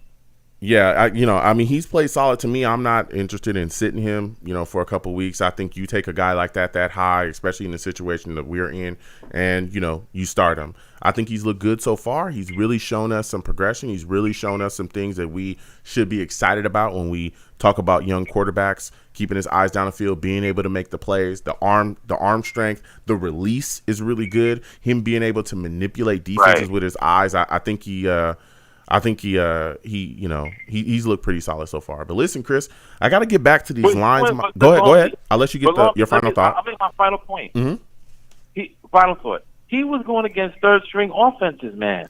We can't do this, man. Like every time we get a guy that's pretty good, we herald him like Sam Darnold. I just want to pump the brakes on this dude until we see them more. That's all I'm saying. Yeah.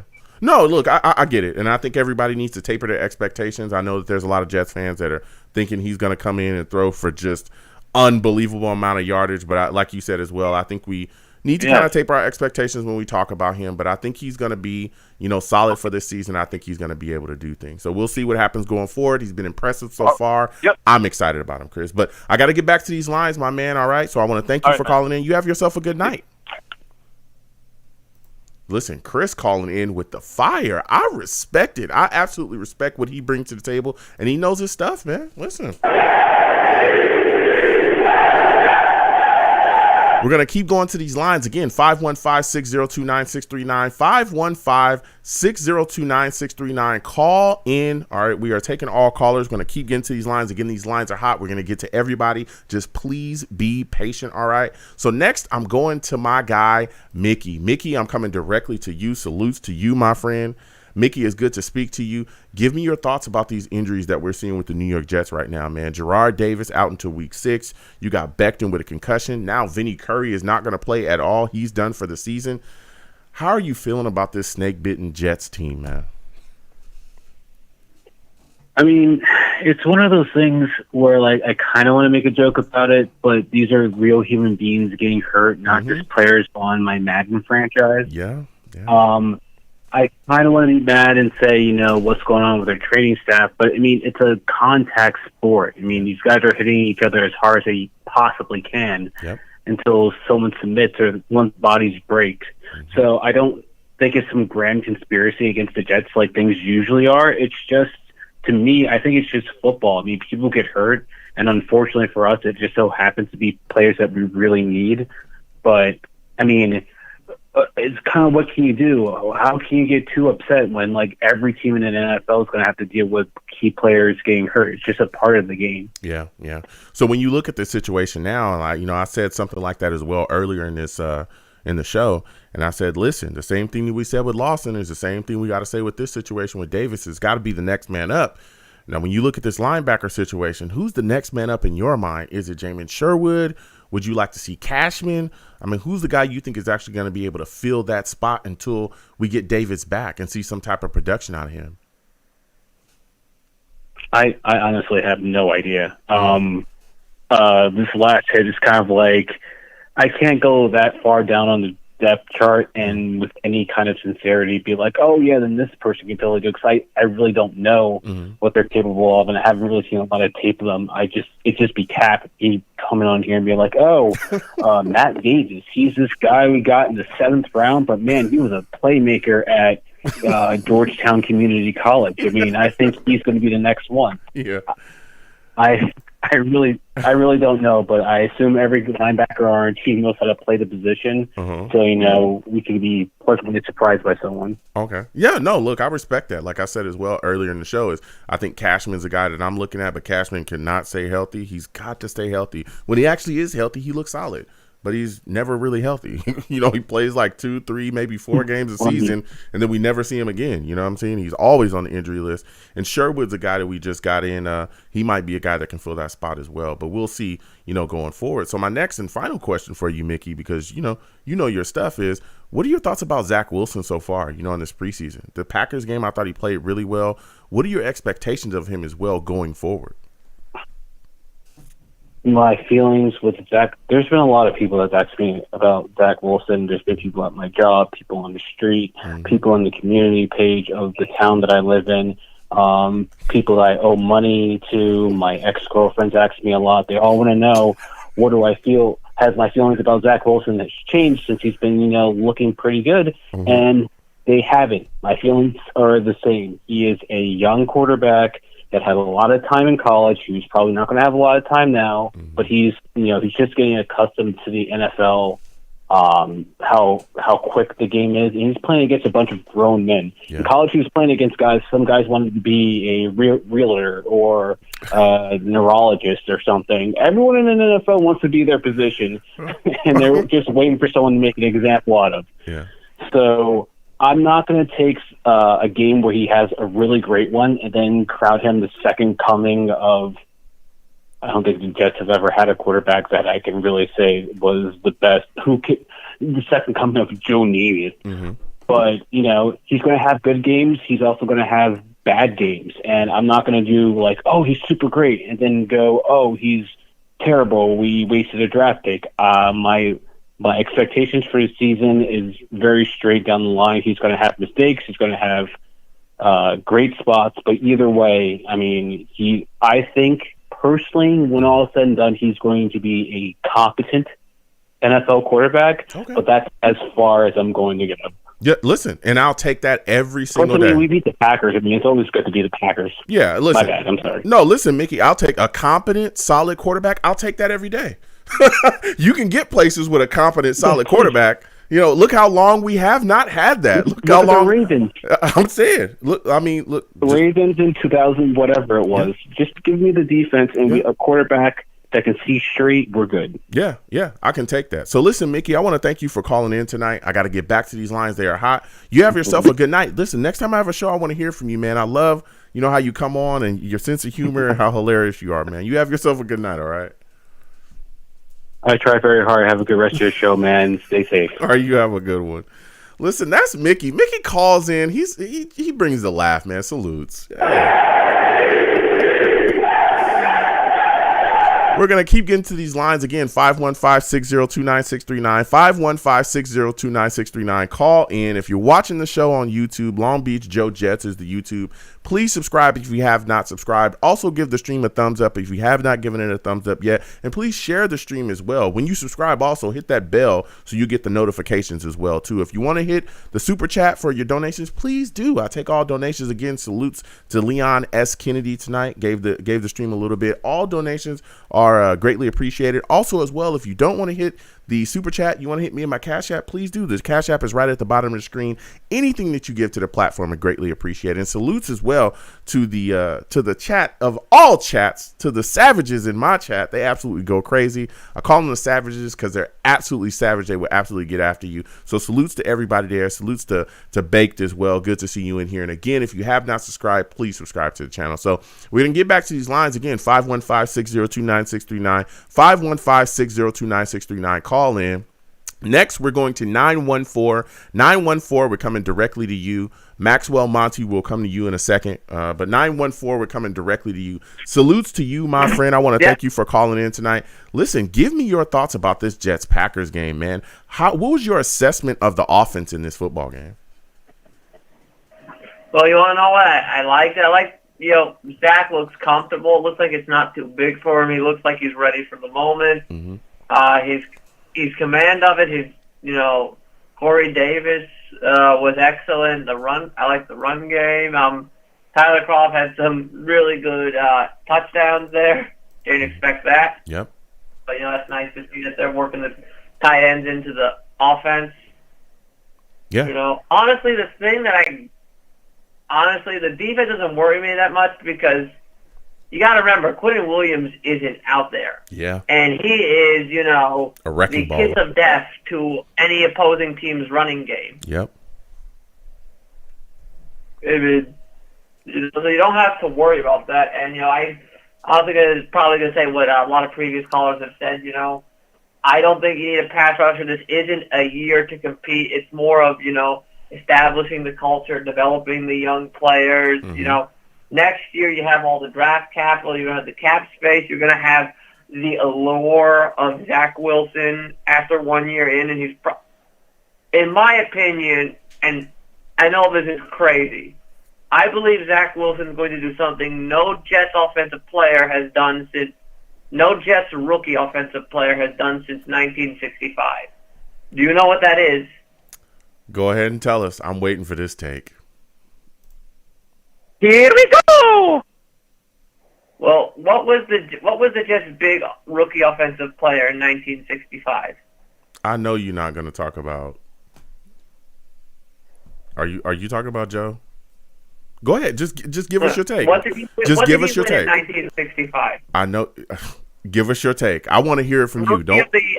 I'm going to say this right now. Zach Wilson, I think, right now is is my favorite pick to win Offensive Rookie of the Year. Okay.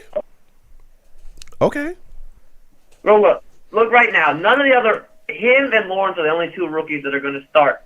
Quarterback, they're going to start week 1. Mm-hmm. And so far, the Jacks have been an absolute mess in the preseason. Mm-hmm. I just said I had the same feeling about Meyer that I had about Freddie Kitchens. I just did not like that hiring. I felt like it was done just to draw in the college fan base in the area of Jacksonville. Mm-hmm. So I mean, look, quarterbacks get the preference always in this voting system. Mm-hmm. He's going to start all week. I think he has the supporting cast, he has the coaching, and everything that benefits him to win the award. Well, I look at the situation like this. I look at the situation like this. I'm not a guy. I'm not a guy that looks at it and says, maybe he will win Offensive Rookie of the Year. I'm not going to put that out there. I did not say that. I want to see him. I think he is the best chance. I just want to see him go out there, be competent, pick up the offense, continue to make plays, stay healthy. That's what I want to see. I want to see him be decisive. I want to see him do all those things. I understand and I respect those that think he's going to be the Offensive Rookie of the Year. I mean, we have a solid wide receiving core. Our running game, from the looks of it, is going to be effective. Hopefully our offensive line, once they get together, they'll gel well and be able to play out there. We'll see what happens going forward. Here's the thing. But those are big expectations. Go ahead on about Becton. I know. I didn't worry about Becton, but here's the thing. That's the one good thing about AVT. Is he has the flexibility. He's primarily a guard, but he has experience at tackle. If you want to, if Becton's not 100%, you can, in a pinch, use him as a tackle, and you can. Well, wait a second. AVT he played a little bit of tackle at SC. Yes, he did. But when you look at his grade in the pros, it's more of a guard. I think you have to look at a guy like Fant. That's a guy that a lot of people have forgotten about that's actually on the roster. Now, he's a guy that can play some swing tackle. He's a guy that can, possibly move over there and fill in, as Mekhi Becton is going to be down this week. He's a guy that we could probably move over there. I guess there's a lot of different combinations for this offensive line. Yeah, so this is a good thing. But we're just hoping that they all are able to gel at one point. They're all able to get out there on the field and really build that, because that's tough to build along the offensive line. So my last question before I let you go, man, is when you look at this upcoming Eagles game, right? What is a player that you're looking at and you're saying, hey, if you don't have a solid outing against the Eagles, you're probably going to be gone? What is the player that you're picking is on the bubble? That's a tough one. I haven't really looked at it right now. I haven't looked at it honestly. That's a really tough question. I haven't actually looked at the roster recently. What are your thoughts about a guy like Josh Adams, or maybe even a guy like Chris Herndon? I mean, I guess both of those guys probably need a good game. Mm-hmm. Probably to stay on the roster. Mm-hmm. I think probably one of the running backs is probably going to get cut. We have just way too many. Yeah. I mean, I can see that happening, man. I could see Herndon being let go because, again, with Croft stepping up the way he has, we're seeing what's going to happen with Griffin. I know he's still dealing with, I think it's a hamstring injury. We'll see when he's going to be back, but Herndon's usage isn't very high. And you got Wesco out there making plays. I mean, Kenny Yeboah, we'll see, especially with some of the guys that we're going to have to bring on with the injuries that we have as well. Who knows what happens going forward. But again, listen, man, I got to get back to these lines. I want to thank you for calling in. Okay, wait. Can I tell you one quick thing? Go ahead. All right. I did this a while back. I actually figured out the top 5 Jets quarterback to wide receiver duos. You want to hear this? Yeah, go ahead, really quickly. Okay, so number 5 is Chad Pennington to Lavernius Coles. Mm-hmm. Number 4, Vinny Testaverde to Wayne Kravett. Mm-hmm. Number 3, Ken O'Brien to Al Toon. Number 2, Richard Todd to Wesley Walker. And number 1, Joe Namath to Don Maynard. Hey, we'll see what happens, man. We'll see. Maybe Zach and Elijah Moore will be on that list one day. Maybe we'll see Zach to Corey Davis be on that list. So we'll see what happens. But again, man, I want to thank you for calling in. We're going to get back to these lines. Again, 515-602-9639. 515-602-9639. Call in. We are taking all callers. Next, we're going to my guy, Maxwell, man. Maxwell, salutes to you. I want to thank you for calling in, my friend. Listen, Maxwell, give me your thoughts about this situation right now with the Jets at pass rusher. We've already lost Lawson. Now we lose Vinny Curry for the season. Would you like to see the New York Jets step out there and make a trade to acquire a pass rusher? I think they should do it. Honestly, my opinion. Like, all these people think, oh, we should do it. But, like, we have a lot of players are injured. I get it. We wouldn't sign that Cardinals guy. I can't remember. Oh, yeah. Chandler Jones. Like, Cardinals pass rusher. Oh, yeah, Chandler Jones. I forgot. And then, but I think you would give up so many assets. But I think I was reading, like, on this wire, I think like Carl Nassib, or because I think Carl Nassib or like that 4th overall pick out of what was that Raiders play? Oh yeah, Cleveland Farrell. Like I think he could be a decent edge rusher. I mean, he never worked out with like the Raiders. He was promising. I think we can sign Cleveland Farrell. We give up like maybe a 6th for him. Okay. Yeah. So you're we can sign him to a 1-year contract and see if he proves it all. Yeah. So I've heard Jets fans talk about that as well, kind of going after maybe some lower level guys, bringing them in. And if we do make a trade, nothing high, maybe a 4th or 5th rounder or something like that. So my next question for you as well, my friend, is when you look at this situation, along our offensive line with Vera Tucker back, what are your expectations out of him, if he plays against these Eagles? Are you looking to see him really go out there, get physical, and beat guys up? Yeah, I agree. I 100% agree with you. He needs to be physical. He needs to be in the run game. So, like, when Zach Wilson kind of got out of the pocket, it's not like Darnold. We only have, like, 5 seconds to throw. I want them to protect Zach Wilson, maintain a running game with Ty Johnson, Josh Adams, Michael Carter. That's my thought. Yeah. So far, this is my final question for you. You're really bringing the heat, my man, is what are your thoughts about Zach Wilson so far, in preseason, especially going into this Eagles game? Are you excited with his performances? I think he's pretty good. He's like one of the quarterback sleepers in fantasy. I think he can be a really good quarterback. And if he keeps playing the regular season, guys said, the last caller said, I think Zach Wilson is going to win Offensive Rookie of the Year. I highly disagree with that. Yeah. I mean, if you want, I might be surprised if he wins it. But he has to be like Justin Herbert. And that's impossible because Justin Herbert had literally the greatest rookie year of all time. Yeah. In my opinion, I think Zach Wilson's having 20 touchdowns, 15 interceptions. I'm just being honest. No, yeah, look, I've heard 15 game season. Yeah, no, I've heard a lot of people say that as well, that he's going to have, maybe 20 touchdowns, like you said, 15 interceptions or something like that, where, again, he's a young rookie quarterback, and especially as well, you got to look at the situation. We're going to be running the ball a lot. I think a lot of people aren't, really taking that into toll. Again, I love Zach. I think he's looked very solid. But, offensive rookie of the year, I think is, a bit much. I want to scale it back. I just want him to go out there and play well. That's all I'm worried about right now. I'm not going to say offensive rookie of the year. We'll see how things go, especially with the injuries that we're being hit with left and right. But listen, Max, I want to thank you for calling in, my friend. It was great to speak with you. You have yourself a good night, all right? Before we go off the call, I'm going to shout out my YouTube link. Go ahead. My YouTube channel is Max Semi Jets. If anyone wants to subscribe to me, it's Max Semi Jets. It talks about New York Jets contact, talk about fantasy football. I'm going to make a series about top quarterbacks, so we have a video out about how to prepare for your fantasy football draft. If anyone's interested, just subscribe to me on Max Semi Jets. Absolutely. Salutes, man, and good to you on your YouTube channel. You have yourself a good night, all right?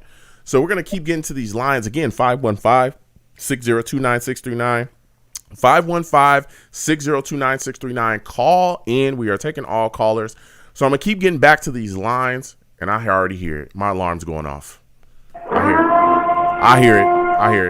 I think this is security system ain't cheap. Let me turn this. It's Monty. Anybody that knows that Monty tries to sneak in every time, and I catch him.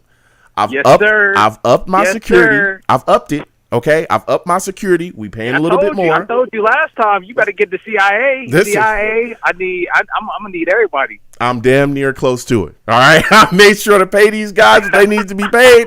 You ain't sneaking in no more. So salutes to you, Monty. Joey. Salutes to you, Monty. It's good to What's going talk on, to man? you. All right. Like another week we talking Jets. Let's Always get to good. it quick. Listen, Okay. we got a lot of Okay. injuries. Jarrad Davis out to week 6. You got Becton with a concussion. You got Vinny Curry. You know, he's done for the season. What do you make of all this stuff, man? Mm-hmm. I mean, it's football. That's to be expected. You know, what you really want to do is just make sure you have enough depth to be able to withstand all the injuries that you're gonna have to deal with during the season. So, I mean, it's football, man. I think every team is probably dealing with some sort of injury. Mm-hmm. You know, it just so happens that, you know, all the players that we're really counting on are really injured, and we just don't have the, you know, enough depth to be able to really withstand all the injuries. So, I mean, it's to be expected. You know, you just got to build. You just got to build the team better. Yeah, you yeah. know? And when you talk Got to get better players in there. Guys got to step up. Yeah. And that's what it all comes down to. Yeah, you talking about building the team, Monty. There's a lot of Jets fans saying to themselves, listen, we lost Lawson. Now Vinny Curry's gone down. You know, we're trying to figure out who's going to be this guy who's going to get after it. They're saying, listen, the hell with building the team. Let's go get a guy. Let's go make a trade. Let's give up some picks. A lot of people screaming about Chandler Jones. Let's go after him. Let's bring him in the building. What are your thoughts about that? Should the Jets make a trade for a pass rusher and try to get a guy in the door? No, you absolutely don't do that, because we're going to from what I understand, I think Chandler Jones is on a 1-year deal. So unless you're going to break the bank for him, then there's no real point of trying to bring him in. So I think you just stay put. You see how the season develops, and you base all your moves off of what happens this season. Now, if the Jets have a successful season, I don't think they're going to have a successful season. I think, like I said, I think they're probably only going to win 1 or 2 games. But you want to be able to see progress within the team, and if you see any type of progress, you might want to go out there and get a Chandler Jones. But it's way too soon, man. It's way too soon to go out there and get a guy. You get a guy like Chandler Jones to be the piece to put you over the top. But there's just so much uncertainty with this team. You just don't know where the talent is developing from. This is a season where you just want to be able to see who can step up and be the guy, be the blue chip guy on the team. Yeah. And this team just isn't ready for like Chandler Jones. Yeah. No, listen. Pay attention, everybody listening. Monty just said the Jets are only going to win 1 or 2 games. That's what he said. Here we go. I'm just highlighting that. Hey, he said the Jets are only going to win. Don't hit me up. Nope. Hit up Monty. I want you to save. Can you save this? Can you save it? It's saved. It's on iTunes. It's on my podcast. It's on everywhere. You can you can download my show on Blog Talk Radio, Long Beach Joe Show. You can go there, download the show, and you can play it that part over and over again. Monty said we were only going to win 1 or 2 games this season. That's Monty. 1 or 2 games, yes. Okay, all right. So we're gonna keep rolling along, because you've had quite a colorful take there. I'm sure people will definitely give their feedback. Salutes to all the savages in the chat. So when you look at this situation, right, and we have these injuries, you're talking about, hey, we should stick with what we got. Don't make the trade, right? So who's the guy that you're looking at right now that you feel like is going to be able to fill in for Davis at this point, right? Because with him being out there, who's gonna be the guy that's gonna step in and fill in until we see him come back from some production? Are you looking at a guy like Sherwood? Are you looking at Cashman? I mean, who are you looking at to fill in that linebacker position? So I'm gonna be honest. I don't really know too much about Sherwood. I've never really seen him play. Yeah. So I mean, I really couldn't give you any information on this guy. I'm not even going front and that like I know, if I've seen him play. I haven't seen the guy play. Yeah. Blake Cashman, I think, is a guy who will be able to step into that role. Yeah. He's a guy that I wanted to step into the role before Jarrad Davis, because he's more of a I would say he has better coverage skills than Davis. Yeah. But the dude just can't stay healthy to save his life. I think if he was able to stay healthy, I think Blake Cashman would definitely be a really good player. But Blake Cashman is the guy who I would want to step into that position. Yeah. So when you watch this Packers game, man, because there were some things that I saw, some things that I liked, some things that I really didn't. And one of the things I really didn't was the running defense. We got completely slammed by this Packers second team slash third team starting offense. What were your thoughts about that, and does that concern you going into this next game? Do you think that the Jets will have some issues, or do you think it's just, they're trying to figure things out and we're missing some guys? I think it's a little bit of it's a combination of both. I think the Jets the Jets really don't have anybody playing on the defensive line that's going to be starting from week one. Quentin Williams didn't play.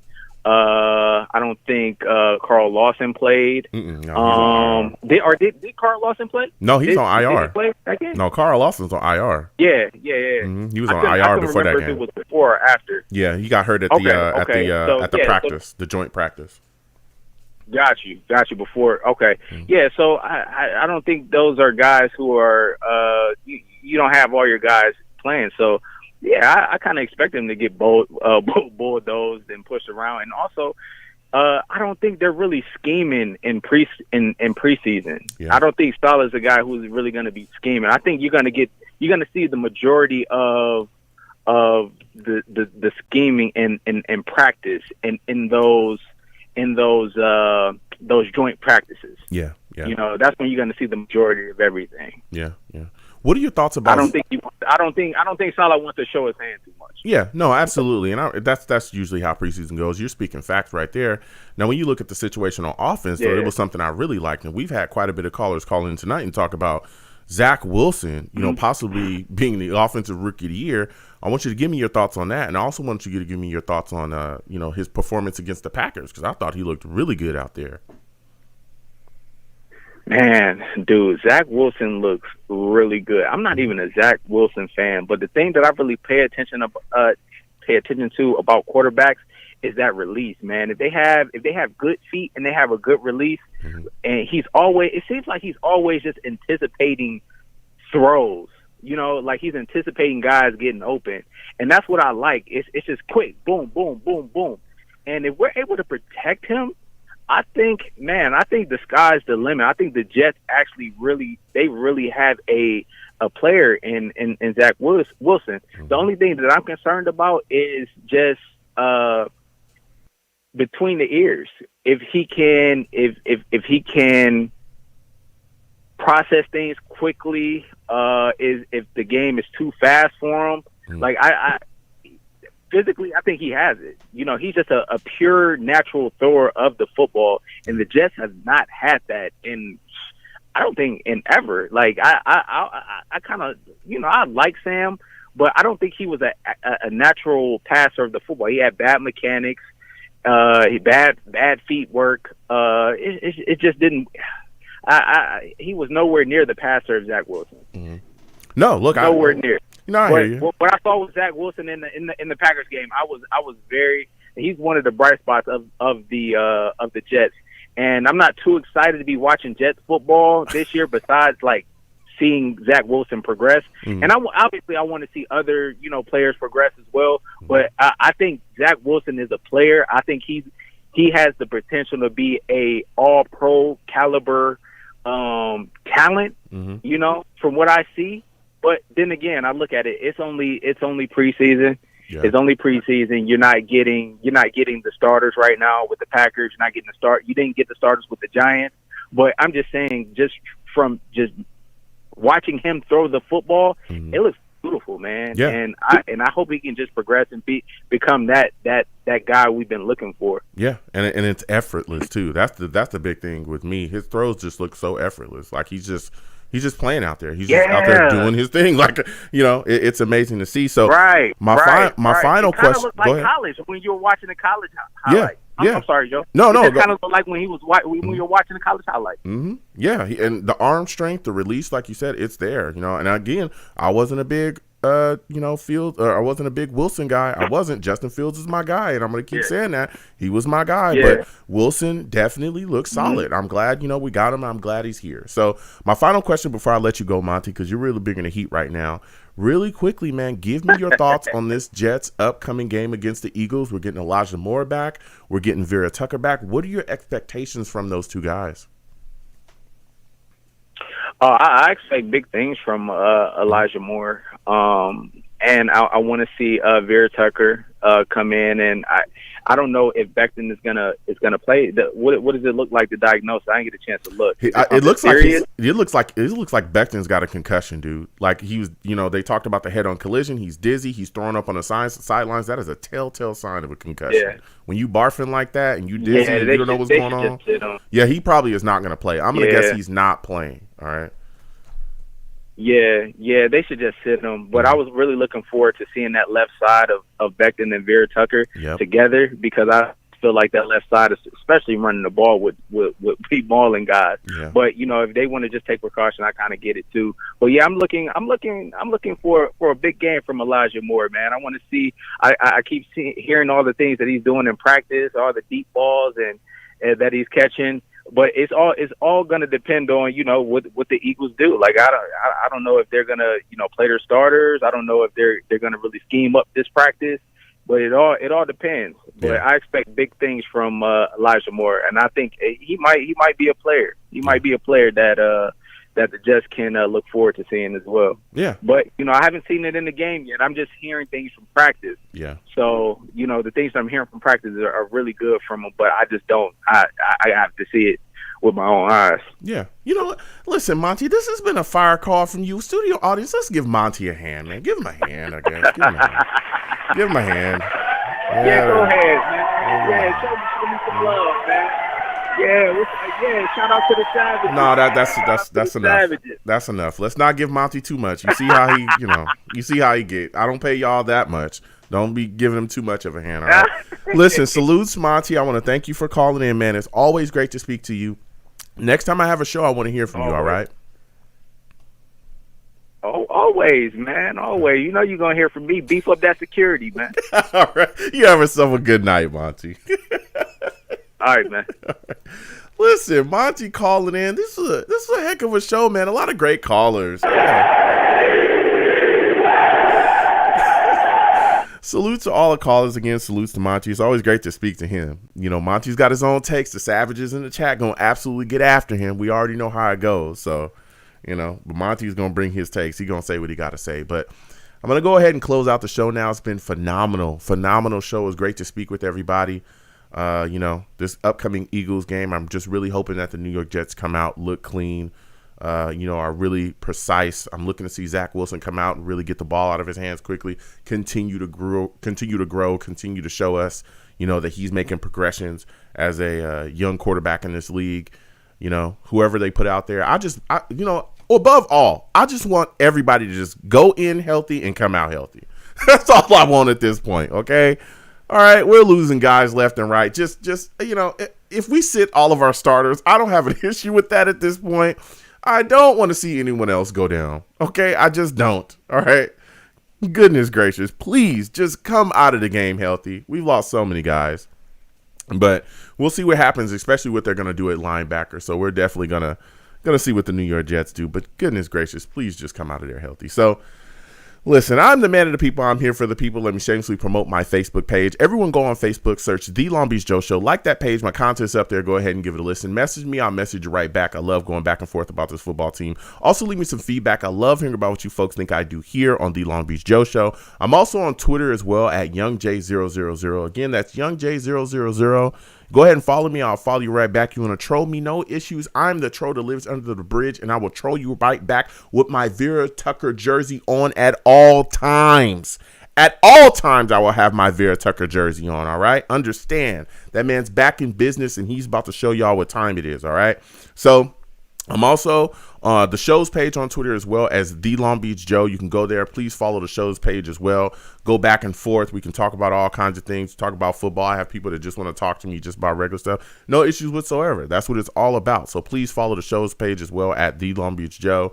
I'm also on YouTube as well at Long Beach Joe Jets. Long Beach Joe Jets is the YouTube please go there, subscribe, give the videos a thumbs up, click that notification button. And if you want to troll me in the comments, no issues. You can troll me. I'll go right back and forth with you there. That's where I also live stream the show. We game, we do all kind of things. We have a lot of fun. So please go there and subscribe to the channel. As always, people, when you see me in person, it is arms out, chest open, free hugs for everyone. Free hugs for everyone that will cost you absolutely nothing. I want to thank everyone for listening tonight. Thank everyone for calling in. Without you folks, I'm absolutely nothing.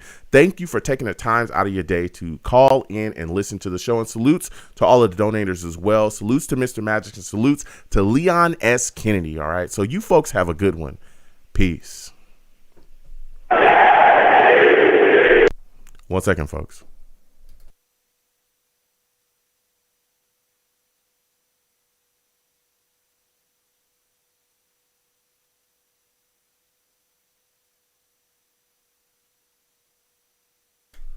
All right, should be back. Okay. Listen, salutes to everybody. I want to thank everybody. You know, this was a great show. Had a lot of great callers. Again, I want to thank everybody for calling in and you know, come about the stream. Again, if you have not subscribed to the stream, please do. Please subscribe to the YouTube page. Also, please give the stream a thumbs up. Also, you know, turn your notifications as well when you subscribe. For those of you, because I have you know, quite a bit of new listeners, exclamation point links in the chat. We'll bring up my link tree. My link tree has all of my social media. It has everything in there. So please, you know, go check that out. My link tree is all the way through the chat. You can go check that out. You know, it has all of the links to all of my social media, all of my YouTube, everything. You can find all of that stuff there. So please go there, click that link. All of the charities I worked with as well is on there too. So you can go there and, you know, follow me across all of my social media platforms. It's also in the description of the video or my stream as well, and the video as well. So you can go there and follow me across all my social media platforms and follow me across or subscribe to all of my YouTube pages as well. And, you know, again, hit that notification bell so when I post content, you folks will be in the know. For those of you that are just watching, we also watch games together as well. I think I'm going to be able to be there for this upcoming game against the Eagles. I'll definitely let you folks know. But we watch games together. We have a lot of fun. We also game on this channel as well. We play games together, Madden, 2K, all that stuff. So when my schedule kind of clears up, we're definitely going to continue to game. And I have more content coming on there as well. So please, please, please join. And as well, we continue, you know, this Jets Talk, this radio show, all this stuff throughout the entire, you know, season. We're definitely going to have a lot of fun doing that. So salutes to everybody that's dropped by, everybody that talked today, everybody that called in. Salutes. Really enjoy, you know, interacting with y'all and just having a good time. Salutes to Jose Garcia. It's good to see you in here. Salutes to NY Jets FL. Salutes to Johnson. Salutes to Socrates Johnson. Good to see you in here as well, my friend. Salutes to Mr. Magics. Salutes to Budgeting D. Good to see you in here. You know, salutes to Leon S. Kennedy. Good to see. Salutes to Venom G's.